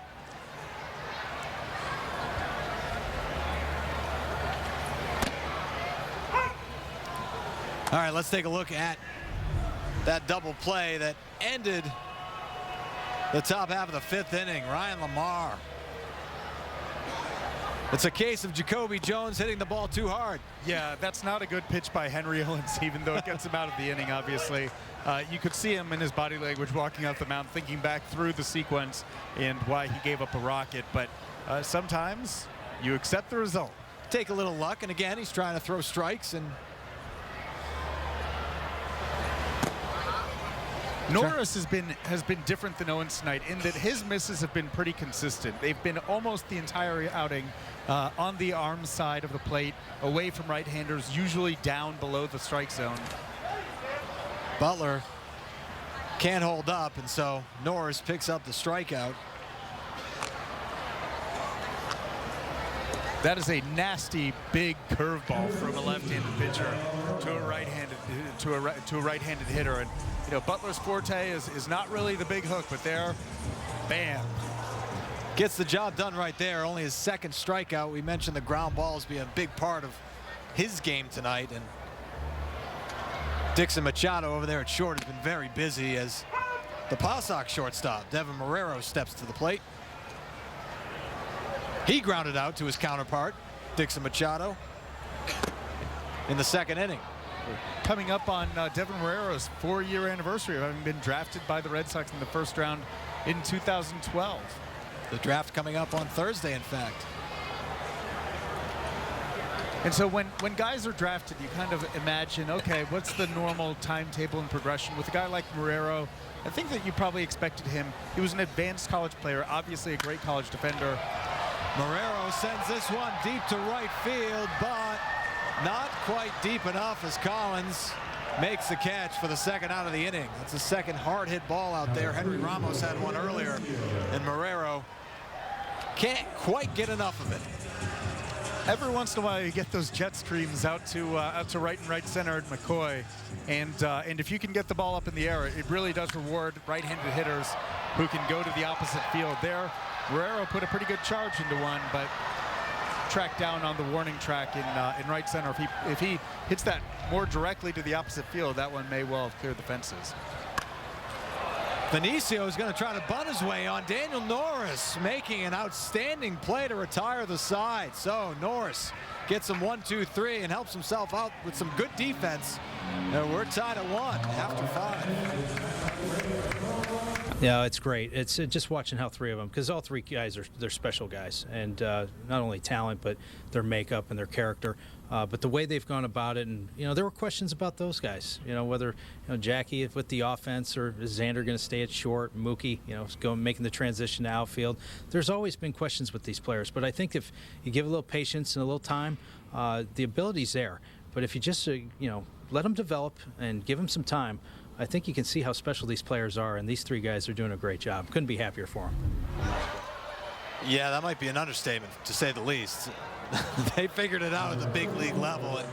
And I talked about Xander Bogaerts and Mookie Betts and Jackie Bradley Jr., who took a little bit longer, I think, to develop, at least at the plate. We know how good he is defensively, but at the plate, he really came into his own. We saw what he did last August with the Red Sox when he was called back up, and then at the beginning of this season, got off to a little bit of a slow start, but then, as we know, he had the 29-game hit streak, and the rest is history, Alex. And Bradley is so interesting because we all remember what happened in spring training in 2013 when he looked like the one who was just going to blister through the Red Sox minor league system. You remember there was the controversy surrounding whether or not the Red Sox should wait 9 days before calling him up in order to push back his free agency by a year, and all of that stuff coming out of 2013 because people thought, oh, he doesn't really need AAA, he's so advanced. Well, the Red Sox way of thinking has come around quite a bit on that particular subject, and there's a feeling that with guys like a Bradley, maybe like a Will Middlebrooks, maybe like a Bogaerts, the fact that they did kind of have little to no time for that apprenticeship in AAA, very brief stints before they ended up getting their first exposure to the major leagues, the Red Sox feel, with the benefit of hindsight, that they weren't as well positioned to deal with the adversity of struggling, to deal with the adjustments that they would have to make in order to find their way back to success. Henry Owens missed a little bit on that one, but it gotten ahead of the hitter 0-2, and we've seen a couple of those tonight from Henry Owens. In fact, we've seen them from both Daniel Norris and Henry Owens tonight. Maybe Henry Owens was merely trying to underscore the excitement surrounding the joint announcement of the city of Pawtucket and the Paw Sox today. Wanted to highlight McCoy. There you go. They're exploring the future. But you were talking about, as he misses again, you're talking about Jackie Bradley. Had that great spring training back in 2013. Sometimes it's a product of circumstance too. The Red Sox had an injury, if you remember, to Shane Victorino. Bradley gets the call up. He's the one that ends up starting in right field. In 2014, that was definitely the case. And then you had also Blake Swihart, who got called up earlier than the Red Sox wanted to call him up because of an injury. Well, he had injuries to Ryan Hannigan and Christian Vasquez. Unquestionably, once you get up to AAA, there are certain things. There's kind of a desired development path, and then there's the development path that you have to follow because of necessity at the big league level. Those things sometimes align, and sometimes they really don't.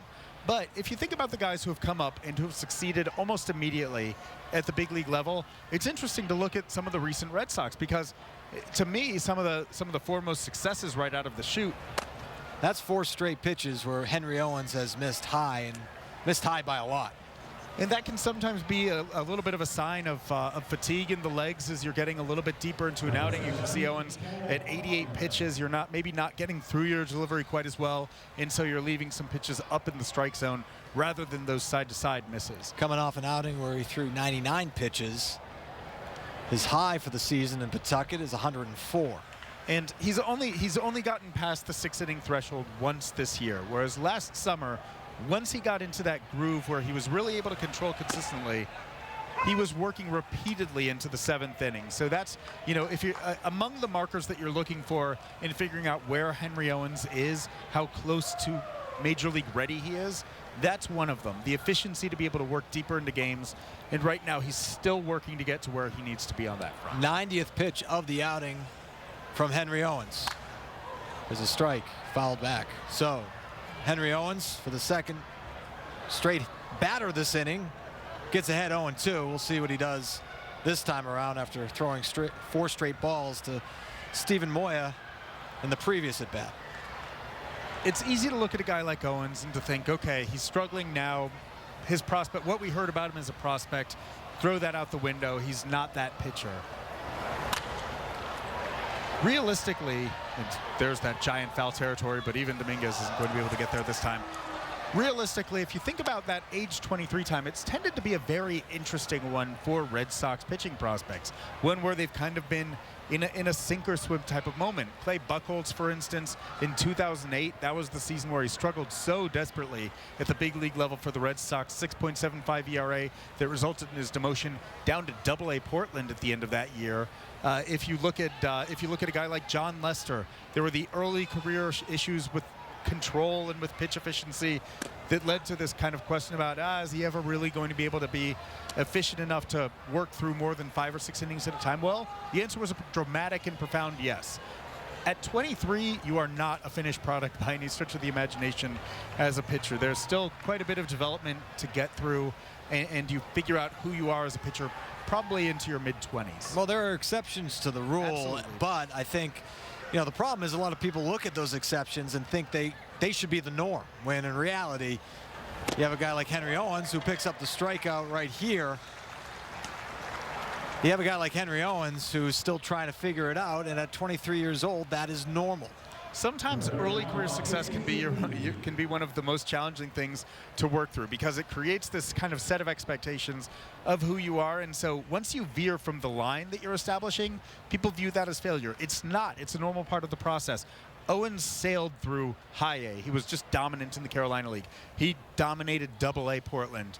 He got up to Triple-A Pawtucket in late 2014, and in his first outing, 7 shutout innings, 10 punch-outs, and everyone said, hey, this guy looks like he could be ready. You know, if the Red Sox, if they hadn't fallen out of contention, they could have used him at the end of that season. Well, it doesn't necessarily work that way. You've got to give a guy more time to develop and to really establish himself, rather than just kind of enjoying that first flash of success at the upper levels. Anthony Vivaro getting warmed up in the pen for the Paw Sox. Anthony Vivaro, a familiar name to Boston Red Sox fans. Broke with the big team last year in 2015, and looked like he had a chance to be a pretty interesting contributor out of the bullpen. A right-handed reliever whose changeup allows him to be more effective against left-handed hitters, but he ended up not being the same pitcher he had been in Atlanta prior to the Red Sox acquisition of him. In retrospect, it turns out that the reason for that is because he had a torn flexor muscle, which was only discovered after he bounced around among a few teams. The Cubs had picked him up off of waivers, and a physical revealed that, whoops, he had a torn muscle, which resulted in his return to the Red Sox, who had to pay him, who paid him last year while he was recovering from surgery to repair that torn muscle. Okay, he swings and fouls this one away, so Owens at 97 pitches is ahead 1-2 with 1 out in the 6th inning. Again, his high this year, 104. He's gone over 100 twice. And that was back on May 20th when he threw 102 pitches, earned the no decision. 5 innings of work. McGay lays off that pitch. 2-2.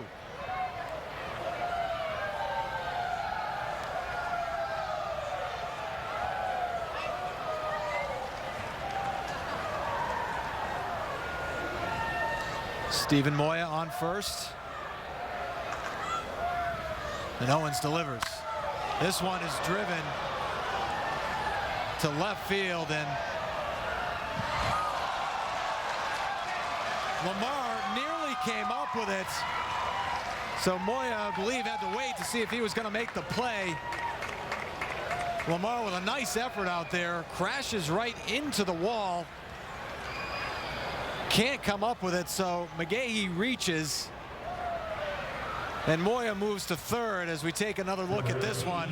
Looked like a hanging breaking ball from Henry Owens right here. Yep, left it up and over the middle of the plate. Lamar had it, and you got to see McGahee extend on it. Lamar had it looked like he had a play, but just couldn't quite time it right. Maybe should have taken a slightly more aggressive route. Instead, he looked like he was trying to time it as he was getting towards the wall, instead of going full out and then trying to stop himself to be able to plant under the ball. And the result was he couldn't quite reel it in. So the Mud Hens, with one out, have something going here in the top of the 6th inning. Score tied at 1. Henry Owens about to throw his 100th pitch. He will face the lefty Tyler Collins.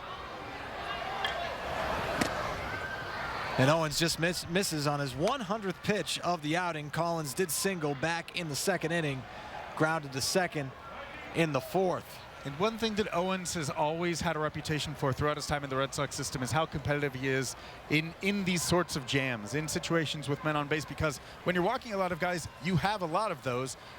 Owens has done a really good job over the course of his professional career of typically limiting the damage when there have been guys on base, partly because he has that ability to get that strikeout in a pivotal situation. That hasn't necessarily been the case as much this year. So this is one of those moments that you like to see, where you can really get a sense for a pitcher's raw competitiveness, what he does in the big moment. 20th pitch of the inning. It's a swing and a miss from Collins. So the fastball still got a little bit of giddy up on it. This is a better fastball far and away than we saw in any of those 3 big league starts, and that I had seen in either of the 2 AAA starts that I had been attended that Owens had made.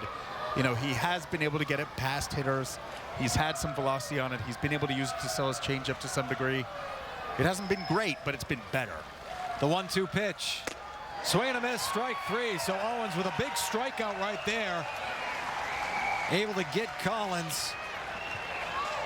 And take another look.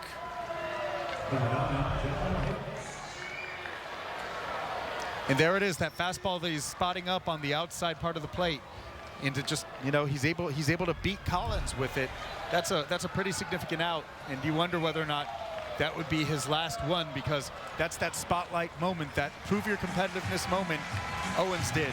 So Henry Owens' night is done. Anthony Vivaro out of the pen.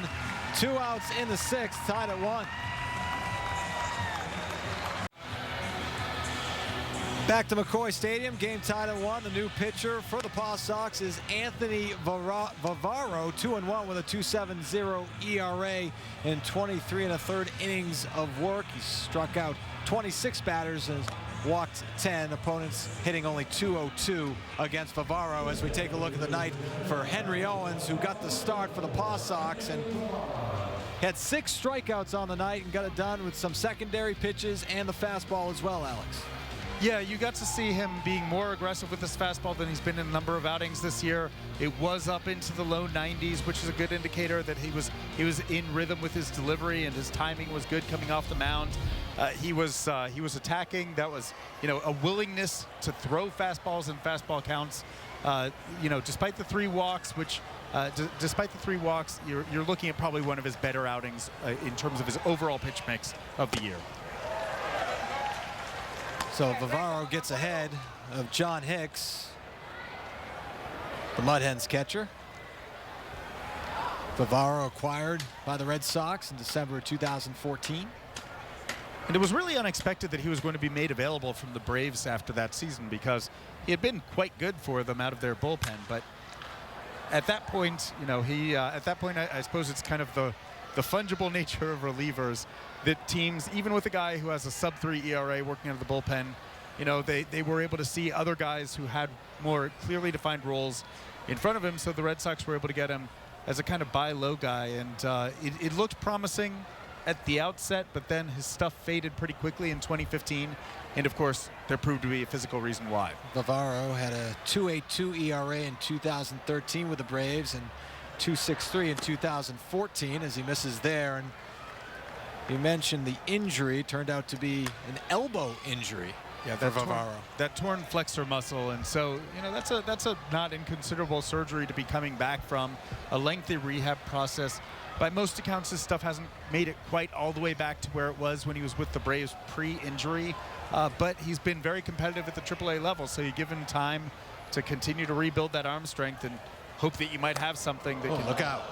Someone who can provide depth at the big league level as the season progresses. All right. 2-2 now the count. Adam Pellerin alongside the Boston Globe's Alex Spear here at McCoy Stadium. Paw Sox and Toledo Mud Hens opening up a 4-game set. Henry Owens got the start. Anthony Vivaro in, and that's a look at the last pitch from Vivaro coming out of the pen. Little chin music to John Hicks. 2 men aboard for the Mud Hens. Looking to take the lead here with 2 outs in the inning.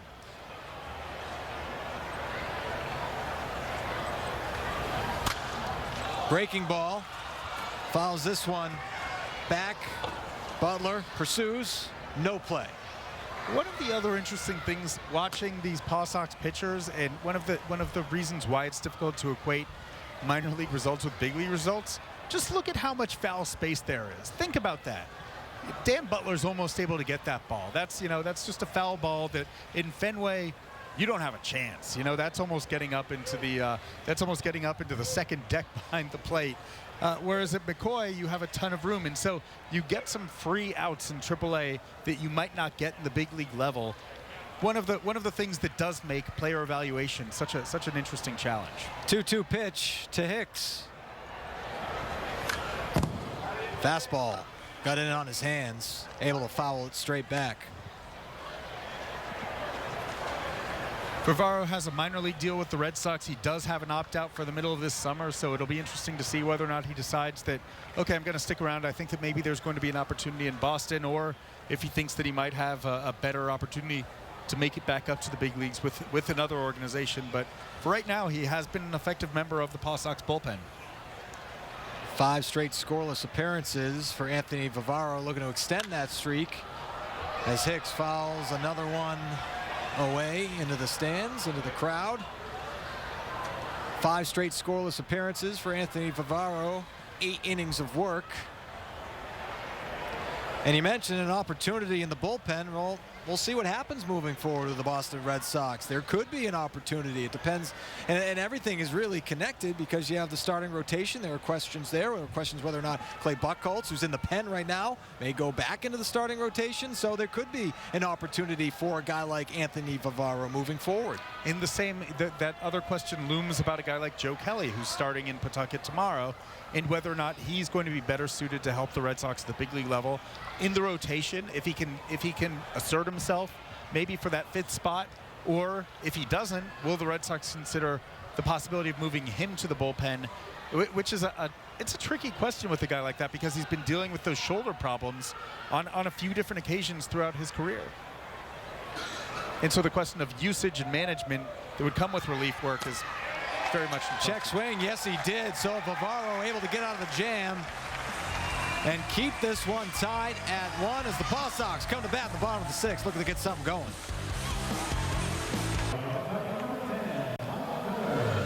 The Paw Sox will host their 8th annual Star Wars night at McCoy Stadium on Saturday, June 11th, when they take on Louisville at 6:05. More than 20 Star Wars characters from the 501st New England Garrison, the largest sanctioned Star Wars fan club in New England, will be in attendance to meet and greet fans before, during, and after the game. After the game, too, fans will be treated to a spectacular fireworks show to Star Wars music. Don't miss the excitement on June 11th at McCoy. More information, go to pawsox.com. You a big Star Wars guy, Alex?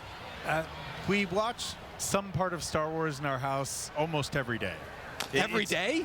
Daily? Maybe it's Return of the Jedi. Maybe it's maybe it's The Force Awakens.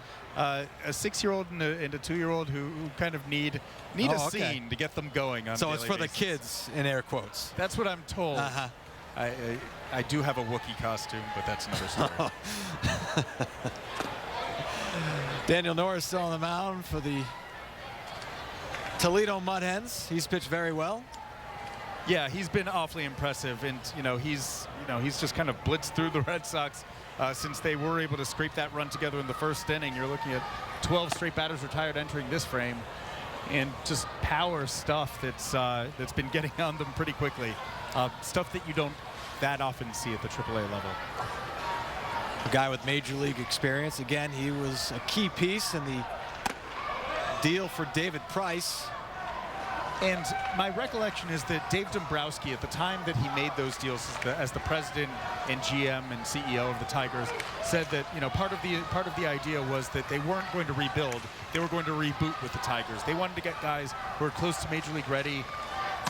Norris was a part of that as he issues his first walk since the first inning. But Norris was a big part of that, as was Fulmar, who's now up and pitching quite well for the Tigers in their rotation. You mentioned Daniel Norris hadn't walked a batter since the first inning. He also hasn't allowed a hit since the first inning either. Only 2 hits so far. But Mike Miller able to draw the walk, and Ryan Lamar steps up to the plate. He's grounded out twice. Made a bid out in center earlier. Couldn't come up with it. Crashed hard into the wall. Hockey player. It's a hockey guy. Michigan guy. Lamar takes a called strike. There's a case of a strike zone expansion that you see in AAA sometimes that doesn't necessarily get recognized in the big leagues. Once again, they're just all these subtle differences. Advanced scouting, the way that the umpires work, a number of factors that make it hard to know what you're going to get. When you make that decision to bring a guy up from AAA to the big leagues, even if he's been absolutely dominant at the AAA level, you do not know what he's going to end up being at the major league level. Keeps the game moving as well, no question about that.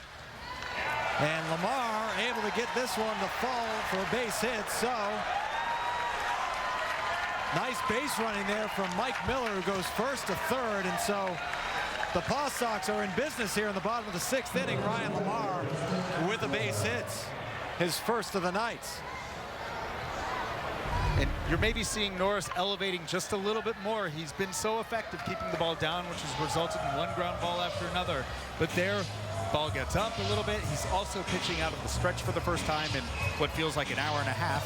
And so, the rhythm is going to be a little bit different, and the ability to execute pitches down where he wants to is going to be a little different as well. Lamar does a nice job of kind of clearing that ball over the infield for that hit. And that sets the stage for Justin Maxwell, the 32-year-old, facing the 23-year-old, and he swings and misses on the breaking ball. And Norris now at 92 pitches in his outing. Maxwell, one of the 2 hits going into this inning for the Paw Sox. They now have 3. He singled in the first and scored as well. Another breaking ball. Nice pitch from Norris right there on the outside going corner. back-to-back on hooks, which is an interesting thing that you don't see at the lower levels of the minors. That's why AAA is considered a good training ground for the big leagues. You start to see these sequences of pitches that you just don't get a lot of up until this point. The 0-2 pitch. Down in the dirt. Good location, trying to get a swing and a miss. And he did not go, so Norris 1-2 to Maxwell. As you take a look at the check swing. And, the fact that Norris is just hammering down on these curveballs and trying to get Maxwell to chase is kind of a reminder of why Justin Maxwell is in AAA right now as opposed to the big leagues. A minor league journeyman, and runner goes. And so Lamar steals second. Not sure if he went on the check swing or not. Miller stays at third. Thus taking away the double play, which is a considerable development. But Maxwell is a guy who has shown big power at the AAA level. As we look at that steal again, the Toledo wanted to keep the potential double steal in check. So you have the middle infielder coming off to make sure that they hold Mike Miller at third base, and thus Lamar's able to get in scoring position. And Maxwell did not swing on that pitch, but he swings right there and strikes out. So Norris going back to the fastball right there, almost like the curveball setting up the fastball for him. As we take another look at the pitch from Norris, challenging Maxwell on the 2-2. Yeah, nice job of setting up that pitch by having curveball after curveball that were down below the strike zone, and then all of a sudden you come back with the high fastball up at the letters, and it's difficult to make that adjustment when you're dealing with a different plane of pitch. So Maxwell swings through it. So they're going to put Chris Marrero on, and At the major league level, they're talking about the intentional walk being an automatic. And we saw from Norris right there, a little bit of a high throw. And some guys have trouble with the intentional walk. It doesn't happen very often, but again, you see another high one. With a guy on third, you start to tighten up a little bit. Every once in a while, something interesting and unexpected happens with it. Is it such a low frequency? Well, again, that's what I'm talking about. Is it such a low frequency that you have moments like this that it's worth banning the intentional walk?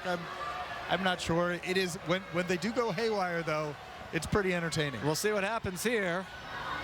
That one not so high. Found the range. So they intentionally walked Chris Marrero to load the bases for the Pawtucket Red Sox as we welcome you if you're just joining us or still with us. McCoy Stadium, Pawtucket, Rhode Island, home of the AAA affiliate of the Boston Red Sox. Minor League Baseball right here on NESN. Adam Pellerin here, along with the Boston Globe's Alex Spear, author of 108 Stitches and writer for the Globe as well.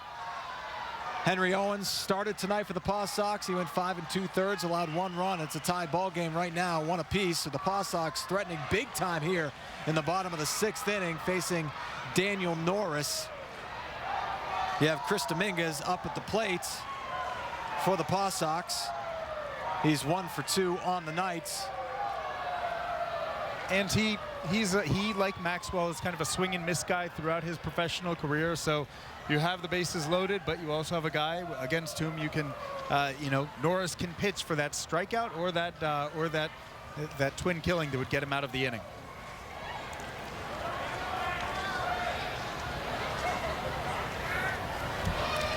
You can see there, 247 average, 258 OBP. This is not a big threat to walk with the bases loaded, even as he's gotten ahead 2-0. So Norris, with that pitch, has matched his season high in pitches at 102 as Preston Guillemette warms up in the bullpen for the Mud Hens.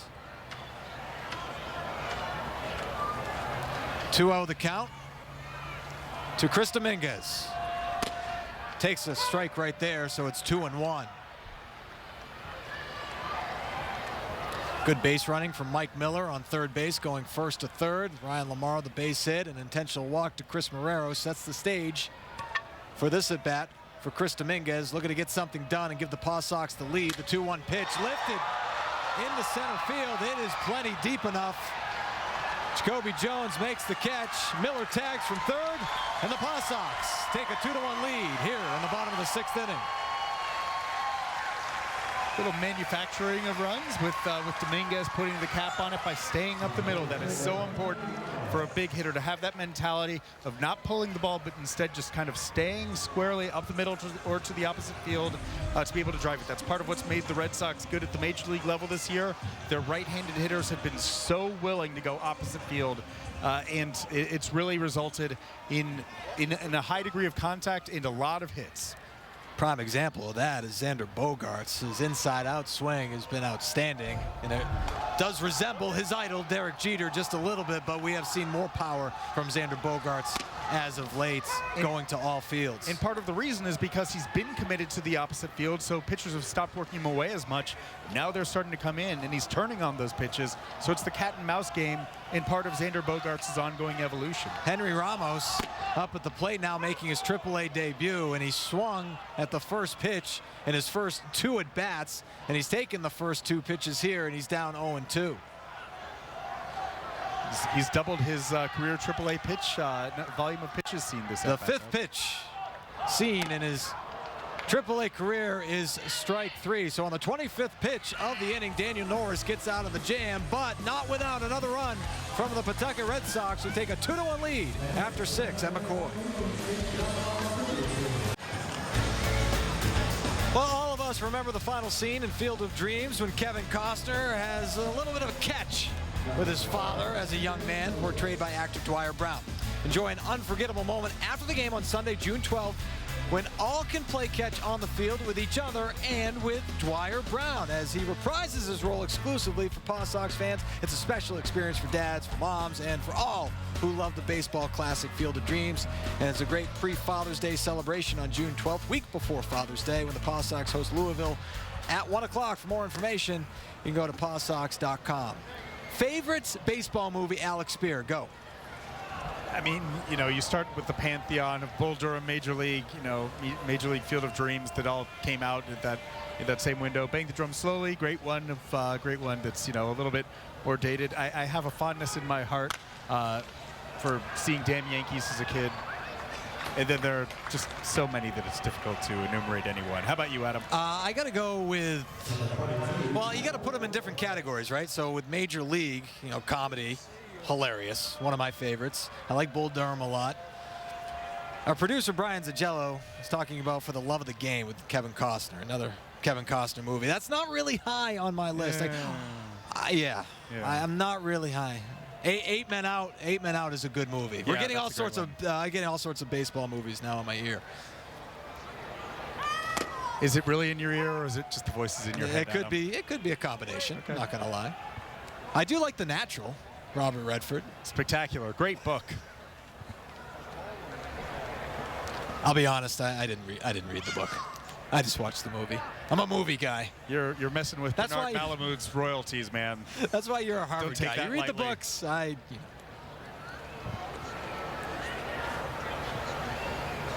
Anthony Vivaro able to get out of a jam in the 6th inning.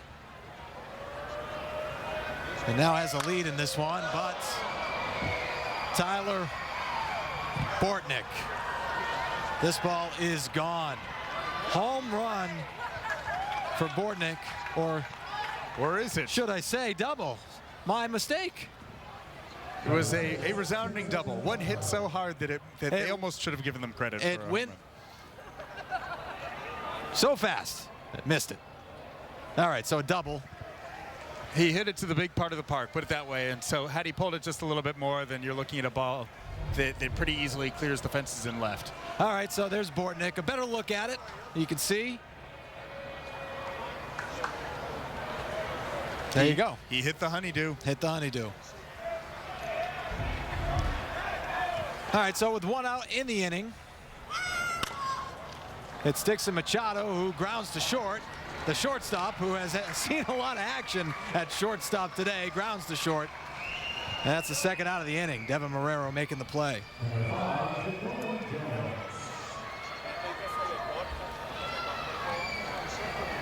So 2 outs, runner on second for Jacoby Jones, who hit his first career AAA home run and hit a rocket to center, which ended up being a double play turned by the Paw Sox and getting Henry Owens out of a big jam at the time.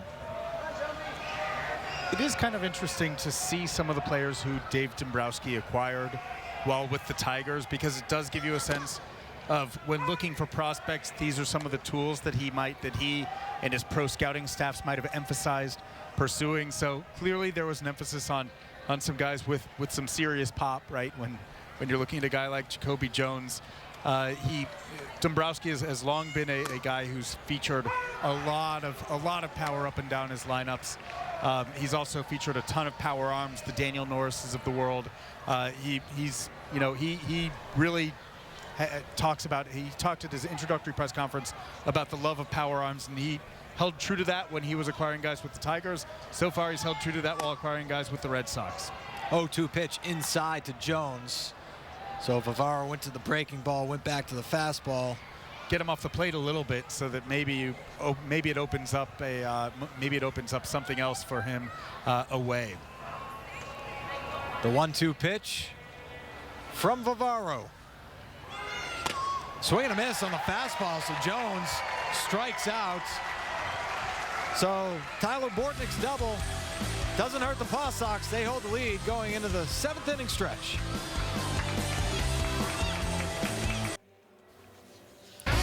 Well, you know, the Paw Sox put an impressive post-game fireworks display throughout the summer. They have recently added 3 nights to the schedule. If you haven't been down to check it out, you should definitely make the trip to Pawtucket and McCoy Stadium for this spectacular post-game show. We got June 11th coming up on Saturday, and it's just a good time. McCoy Stadium, a lot of fun.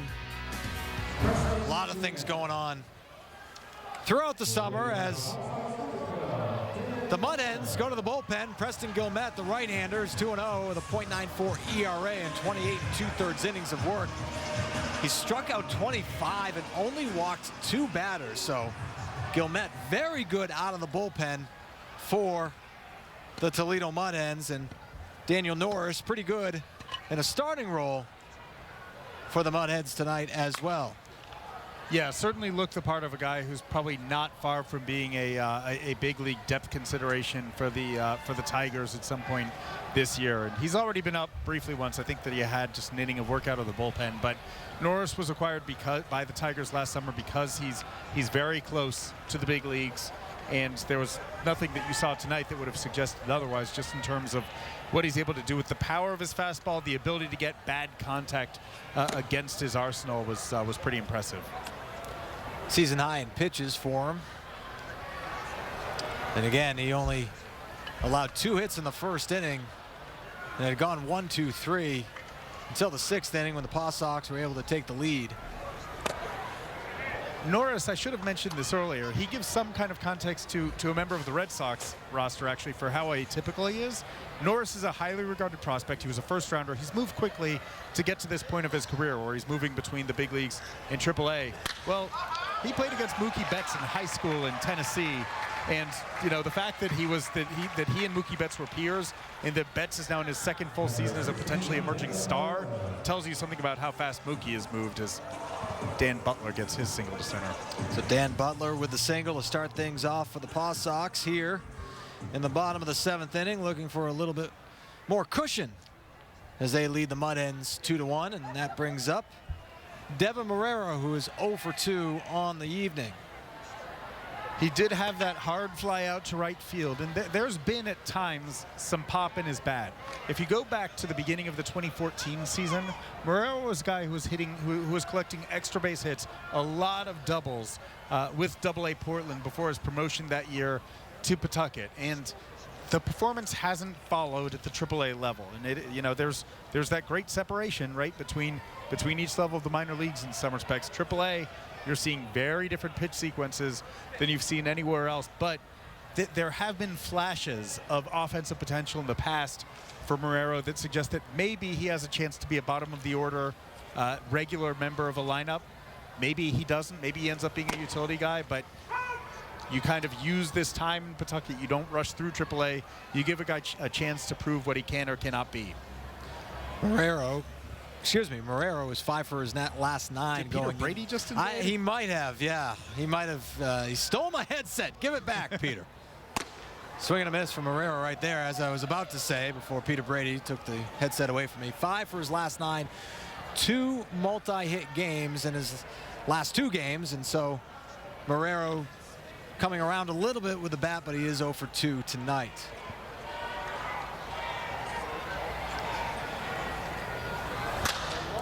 And that is going to fall for a base hit. So Marrero right on cue with a base hit.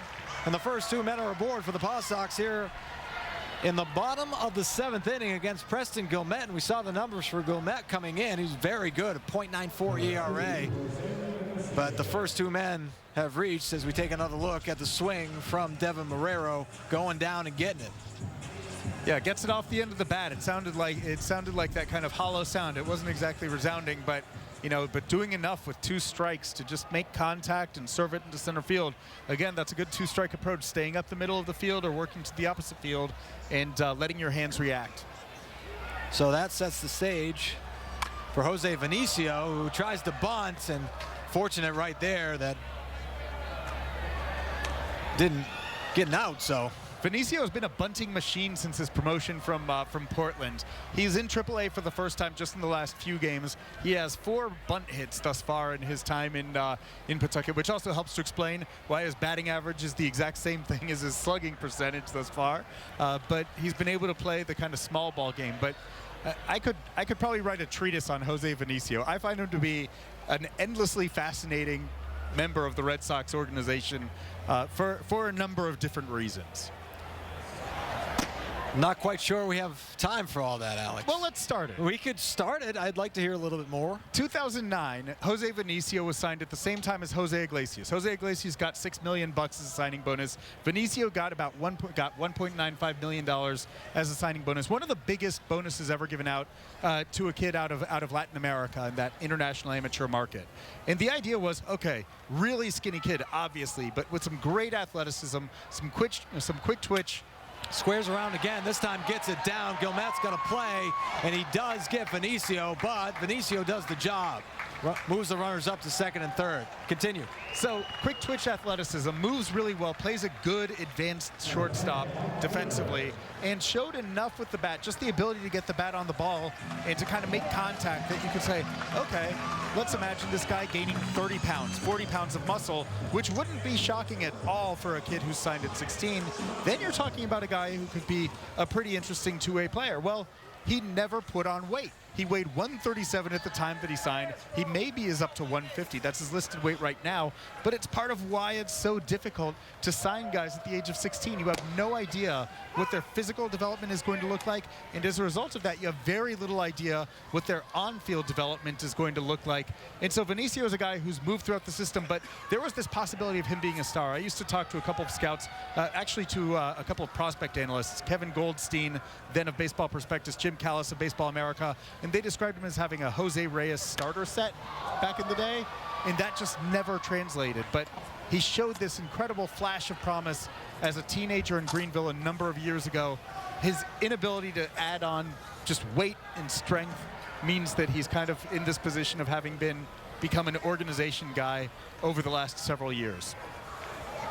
He's 8 for his last 15 with 4 bunt singles. So has the speed. And as you mentioned, he was young in 2010. Gulf Coast League's youngest position player and the second youngest player overall in his pro debut, turning 17 on July 10th, 2010. He looked like he was on an advanced path. There was a reason why he got almost $2 million. He was able every once in a while to really get into a ball. You would hear this loud sound. It would kind of make you turn your head in batting practice. Ruled a foul tip there with great emphasis by the home plate ump. Miller stays alive right there as we take another look at Jose Vinicio. But listed at 5'11", 150 pounds. I'm not quite sure he's 150. You know, he might be by now, but again, they thought that he could get up to maybe 165, 170. That would not fly in Boston. And he just never did. He ended up struggling to, he tried. Miller fouls this one off his foot, I believe. They talked to him all the time about the offseason program that Vinicio would follow, and he just never was able to add on weight, which made it in turn very difficult for him to stay healthy and on the field, which made it difficult for him to develop his skills. Mike Miller walking it off a little bit, taking a ball off the foot. Paw Sox with a big opportunity here in the bottom of the 7th inning with 1 out after Vinicio's sac bunt moved the runners up to second and third. 2 singles to start the inning from Dan Butler and Devin Marrero, and Miller swings and fouls this one, so he stays alive. Count remains 1-2. Preston Guilmette in his first inning of work in relief of starter Daniel Norris. Norris ended up going 6 innings, allowed 2 runs on 3 hits, walked 3, struck out 4. For just the Mud a Hens ton of lefty. ground balls by him.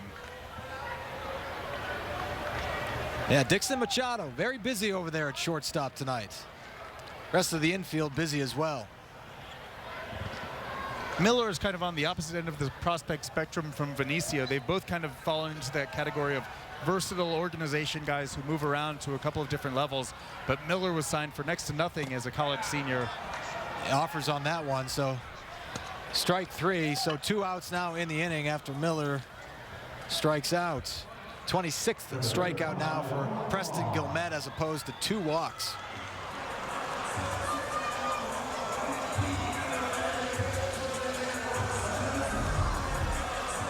Another look at Guilmette, again, his 26th strikeout of the year. And just that big breaking curveball that tends to be a pretty good separator. If you have a good curveball in AAA, you will get a ton of strikeouts. Sometimes it's a little too easy to get strikeouts with the curveball in AAA, to the point where, again, that's one of those areas where it's difficult to have a one-to-one translation of what a guy is doing in AAA versus the big leagues, because they're a little more adept at the major league level at laying off a big breaking ball. Ryan Lamar lines this one, and the play is made by Casey McGahee, another outstanding defensive play for the Mud Hens. So the Paw Sox strand 2 after the great play from the Mud Hens third baseman.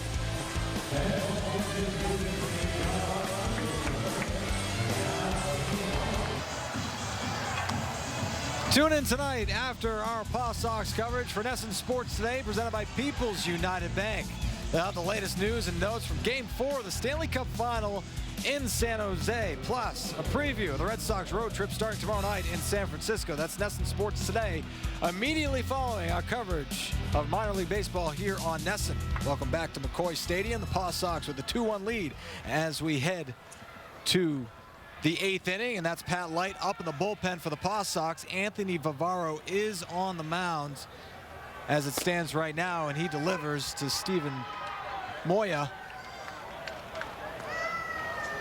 Vivaro getting out of a jam in the 6th inning. Henry Owens coming out of the game. Vivaro coming in with 2 outs and able to get out of that inning. Yeah, strikeout to get out of that that second and third 1-out situation when that was an inning that had a chance to get away. So Owens and Vivaro working together to escape.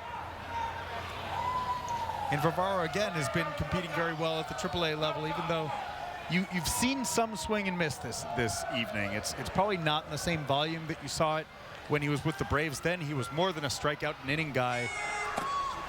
Misses high with that 0-2 offering, and Vivaro 5 straight scoreless appearances as Logan Kensing starts to warm in the Mud Hens bullpen. 5 straight scoreless appearances for Anthony Vivaro, which is over the course of 8 innings, and now he's at 9 1/3 straight innings without allowing a run as Moya swings at this breaking pitch.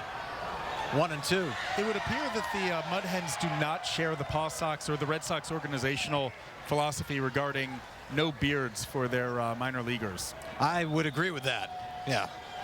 A lot of facial hair going on there. The Mud Hens dugout and bullpen. Really trying to prepare them for major league readiness when it comes to the hirsute facet.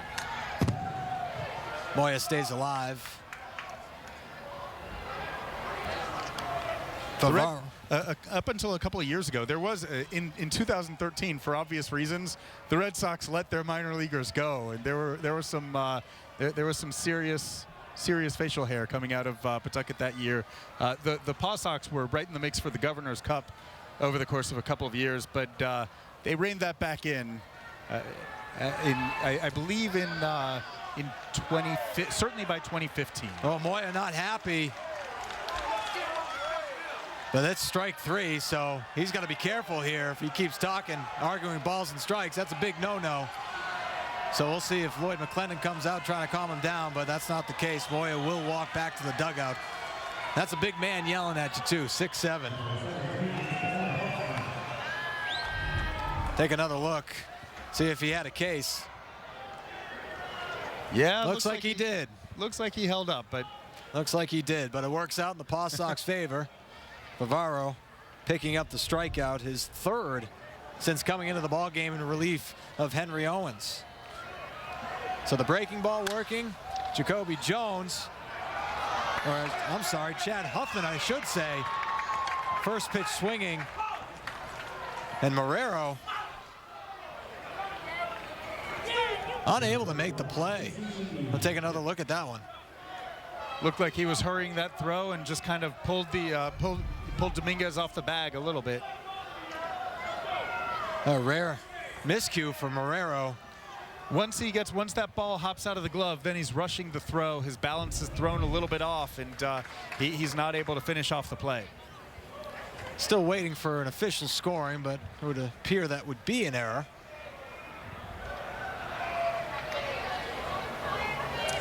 So Vivaro facing Casey McGee, who made the outstanding play at third base to strand 2 runners for the Paw Sox.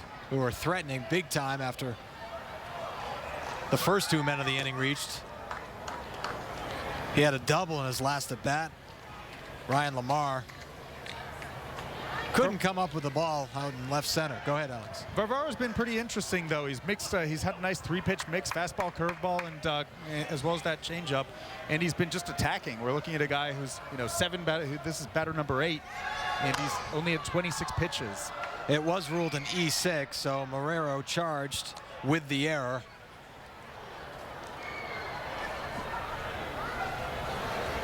Again, a rare miscue from Devin Marrero, who is outstanding over there at shortstop. Was the organizational defensive player of the year at one point. Marrero actually grew up with a really interesting defensive background. There's a reason why he's such a good defender.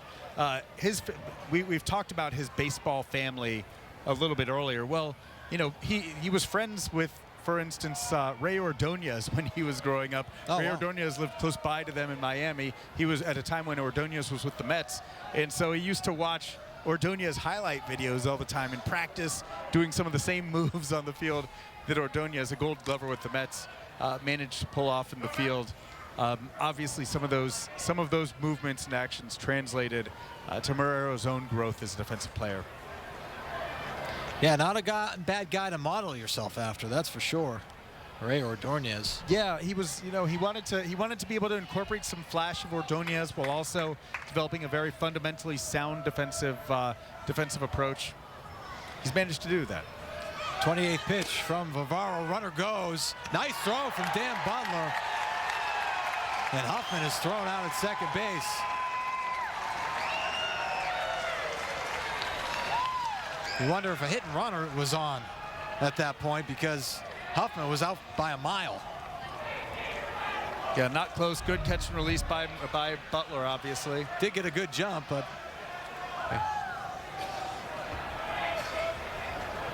yeah, I don't think Huffman's forte is necessarily the stolen base. You wonder if there was a sign miss there, but either way, second out of the inning. Now it's 1-2 to McGahee.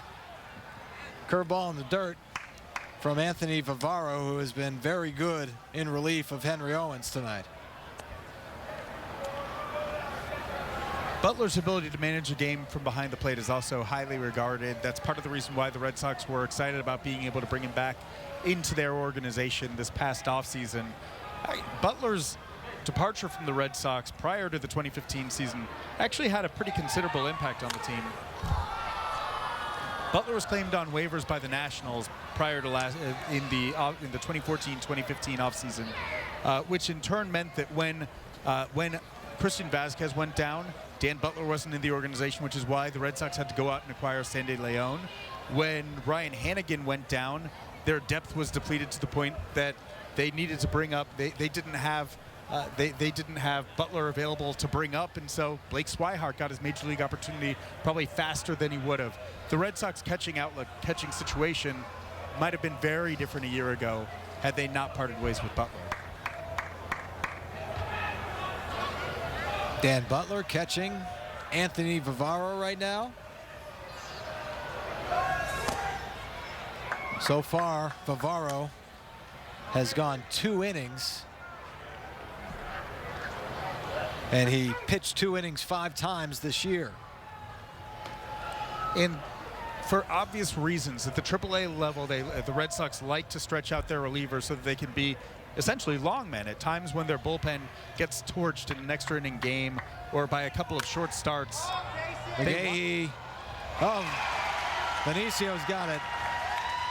And that ends the inning. So Varvaro, 2 1/3 out of the pen, gets the job done, holds the Mud Hens scoreless once again, and the Paw Sox coming out the bat in the bottom of the 8th with a 2-1 lead. Well, the Paw Sox jumped out to a quick 1-0 lead in the first inning thanks to a Chris Dominguez RBI single. That scored Justin Maxwell, and the Paw Sox took a 1-0 lead. And then again in the 6th inning, it's Dominguez again getting the job done with a runner on third base. The sac fly scores Mike Miller. That gave the Paw Sox a 2-1 lead, and that's where we stand right now in the bottom of the 8th inning. And a new pitcher for the Toledo Mud Hens, is Logan Kensing, 0-1 on the year with a 3.86 ERA. His 19th appearance out of the pen, 18 2/3 innings of work, 12 hits, 7 walks, 19 strikeouts. Opponents only hitting a $179 off of Kensing. And Justin Maxwell at the plate, 1 for 3 on the night. Again, scored the run in the first inning that gave the Paw Sox a 1-0 lead. Maxwell, first pitch swinging, grounds to guess who? Dixon Machado has trouble, but still able to recover and get the out. So it doesn't matter who's on the mound, Dixon Machado is going to see some action. I feel like there's a significant parallelism going on between Dixon Machado this game and Devin Marrero. But in this case, that ball takes a big hop right around the same spot of the field where there was a bad hop on Marrero in the top half of the inning. This time Machado just sticks his chest in front of it, stays in front of the ball, and manages to deliver yet another strong throw to first base. 7th ground ball, by my count, that's gone his way tonight. And he is a perfect 7 for 7. He's going Freddie Sanchez on this game. Chris Marrero steps up to the plate. He walked in the first and walked again in the 6th inning. He did ground out in the 4th.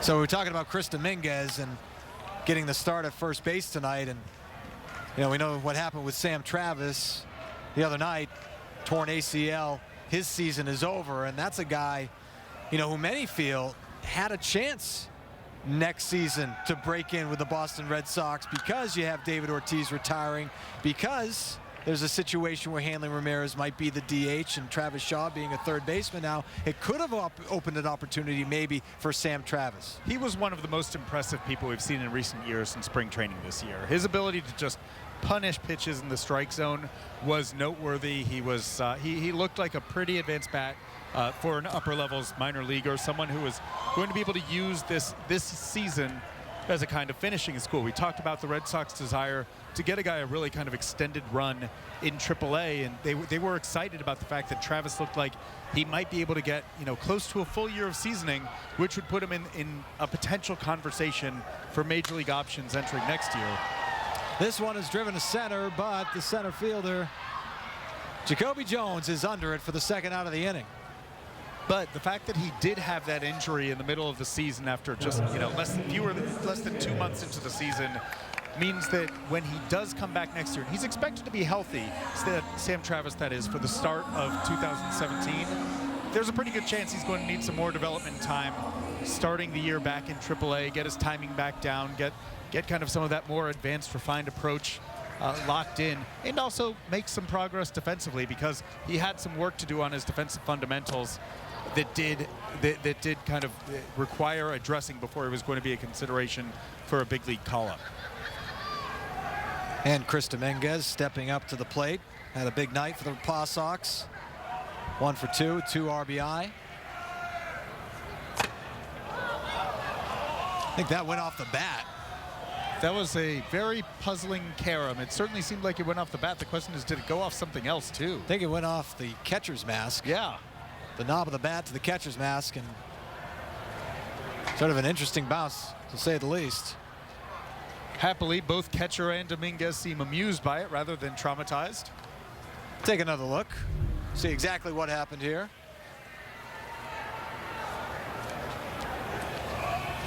Did he get him with the bat? It looked like he might have made some contacts, yeah.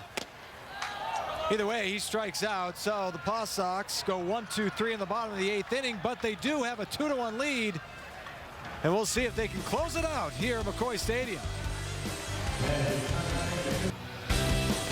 NESN's minor league coverage continues this week as Andrew Benintendi and the Portland Sea Dogs host the Bowie Bay Sox on Thursday. The AA Eastern League action begins at 7 p.m. and it's right here on NESN. So Portland Sea Dogs in action on Thursday right here on NESN. Pawtucket Red Sox in action right now here on NESN, and Pat Light looking to close things out for the Paw Sox with a 2-1 lead here in the 9th inning. You can see the numbers for Pat Light, the very hard-throwing right-hander. .279 ERA, 21 strikeouts, 6 straight scoreless innings pitched dating back to May 17th. And he can throw hard, Alex. Yeah, this is when you're talking about the big radar readings. This is the guy who has a chance, you know, and as a late innings option, a guy with 3 saves, to touch triple digits at times. Recently, he got up to he was 101 on a scoreboard in Buffalo. I'm told that it was actually 99. He gives up a bunt single to open up the inning. And that's Mike Miller, unable to make the play. So the Mud Hens playing some small ball right here. Tyler Collins with the bunt. Gonna take another look at that one. So first pitch from Light. It's a strike, but he gets the bunt down, does Collins. Mike Miller did everything he could right there to try and get the out, but exploiting the fact that the Paw Sox had a little bit of a shift going on. Miller was shifted over kind of towards that shortstop position, and at the AAA level, they've tried to implement shifts increasingly frequently because they want to they want to replicate the big league environment there. It ends up burning the Paw Sox. I was gonna say, let's see if they do it again. Light this time goes away from the fastball. Yeah, and picks up the strike. Light sometimes uses his split finger fastball as a get me over pitch that he's able to command a little bit better. That almost looks a little bit bigger than the splitter. So, but he usually throws a slider that almost looked like a curveball. Perhaps he just got on top of the slider. Sort of. So that's 95 miles an hour. To take a look at the gun there at McCoy Stadium. Yeah, which is where he comfortably sits. He's often around 94 to 96. He will get up, as mentioned before, to 99, 100 miles an hour, but he's inconsistent with his fastball command. And so there are times when, even with that huge velocity, he'll end up relying primarily on the split finger fastball, which is a very unusual way of pitching backwards, similar to what we were talking about earlier with Henry Owens sometimes pitching off his changeup. The 0-2 pitch, and Lights goes to the secondary stuff again to pick up the strikeout. So a guy that throws that hard and he goes to the secondary stuff, that can do some damage when he's in the strike zone. Absolutely. You know, when he is able to bury that splitter from time to time in a way that it just dives under bats. When he can get on top of the baseball, when he can leverage the ball downhill, he doesn't even need to necessarily get swings and misses with the fastball. He doesn't get a lot of swings and misses for a guy who throws that hard, but he gets a lot of bad contact, a lot of ground balls. You saw the low opponent's batting average, sub 200. That's kind of what he does. He mixes that ability to get bad contact with the ability to get swings and misses on the split. Facing Anthony Goes now, who was 0 for 3 with 2 strikeouts. Struck out twice, facing Henry Owens, who started this game. Swing and a miss right there. Looked like the split finger. Yeah, that was the best one that he's thrown easily so far. Bottom dropping out of it against a left-handed hitter who just whoosh. 88 mile an hour split finger fastball.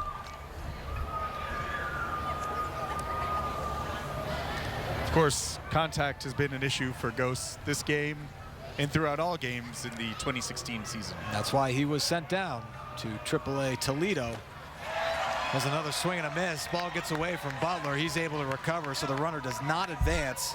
Collins stays at first. He led off the inning with a bunt single. Sort of caught the Paw Sox off guard there a little bit.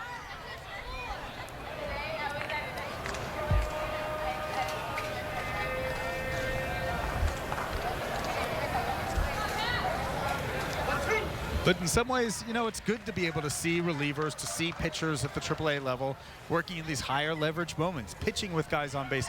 Because one of the most important things you can figure out about a reliever is how effective he can be pitching with men on base. Goes going the other way with this one, but Chris Marrero is there for the second out of the inning. So Goes is retired. Collins remains at first, and Pat Light is 1 out away from his 4th save of the season. And remember, that's Chris Marrero out there at a position that he's not terribly accustomed to. He's primarily been on the infield throughout his career, and he's trying to make adjustments. You see the kind of amused exchange between Marrero and Lamar. That's partly because Chris Marrero is figuring out some things on the fly, which have a chance to make him a more versatile and more valuable player in the Red Sox organization. Versatility has been the moniker of this Red Sox organization, to say the least. We've seen a number of different guys moving from position to position, from the infield to the outfield. It opens up different pathways to the big leagues. We saw it with Blake Swihart's ability to get back up to the big leagues, but of course that proved to be that in this instance, put him in harm's way, unintentionally, of course, with his injury in left field the other day at Fenway. Strike from Pat Light, so he gets ahead of the number 9 hitter, Tyler Bortnick. And again, leading the at-bat with breaking stuff. So you're seeing Light pitch backwards over and over and over to each of the guys, with the exception of Collins, who dropped down that bunt single.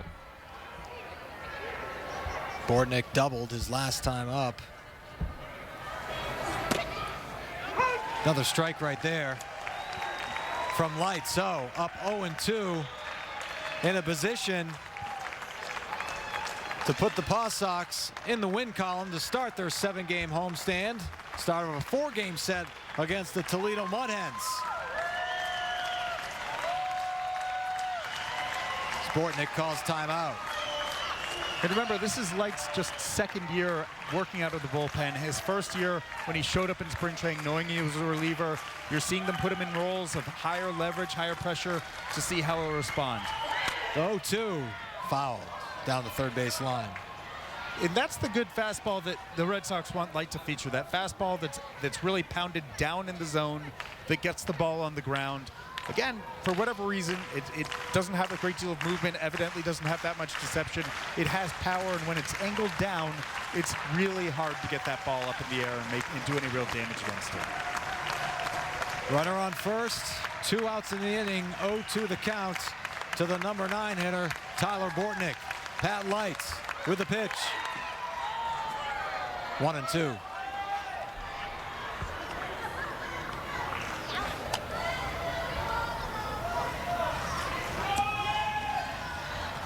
If he were ever a closer in the big leagues, it would be the easiest, the easiest thing in the world to be flashing up the lights out, on the scoreboard whenever he came in to lock down a save.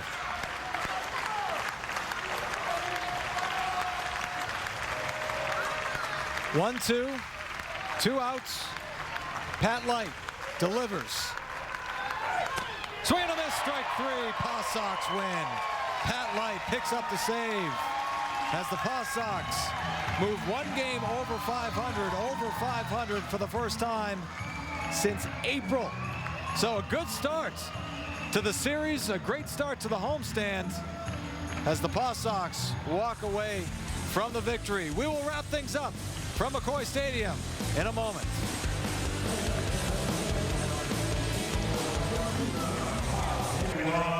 Paw Sox win 2-1. First of a 7-game homestand, first of a 4-game series against the Toledo Mud Hens. Henry Owens, 5 2/3 innings pitched, got the no decision. Anthony Bavaro the win. Pat Light with the save. We'll be back with minor league baseball on Thursday when the Sea Dogs take on the Bowie Bay Sox. But for right now, it's NESN Sports Today. Gary Streisky, what's cooking, man? AP, much appreciated. Thank you very much. Heck of a job on the call between you and Alex. I do have one beef, though. You guys left Hardball, greatest baseball movie of all time, off of your favorite baseball movie lists. Anyway, I digress. I'm rolling solo on NESN Sports Today. We got some Red Sox. We got the commish talking Deflategate. Uh-oh. We're going to run it back as soon as we pay the bills.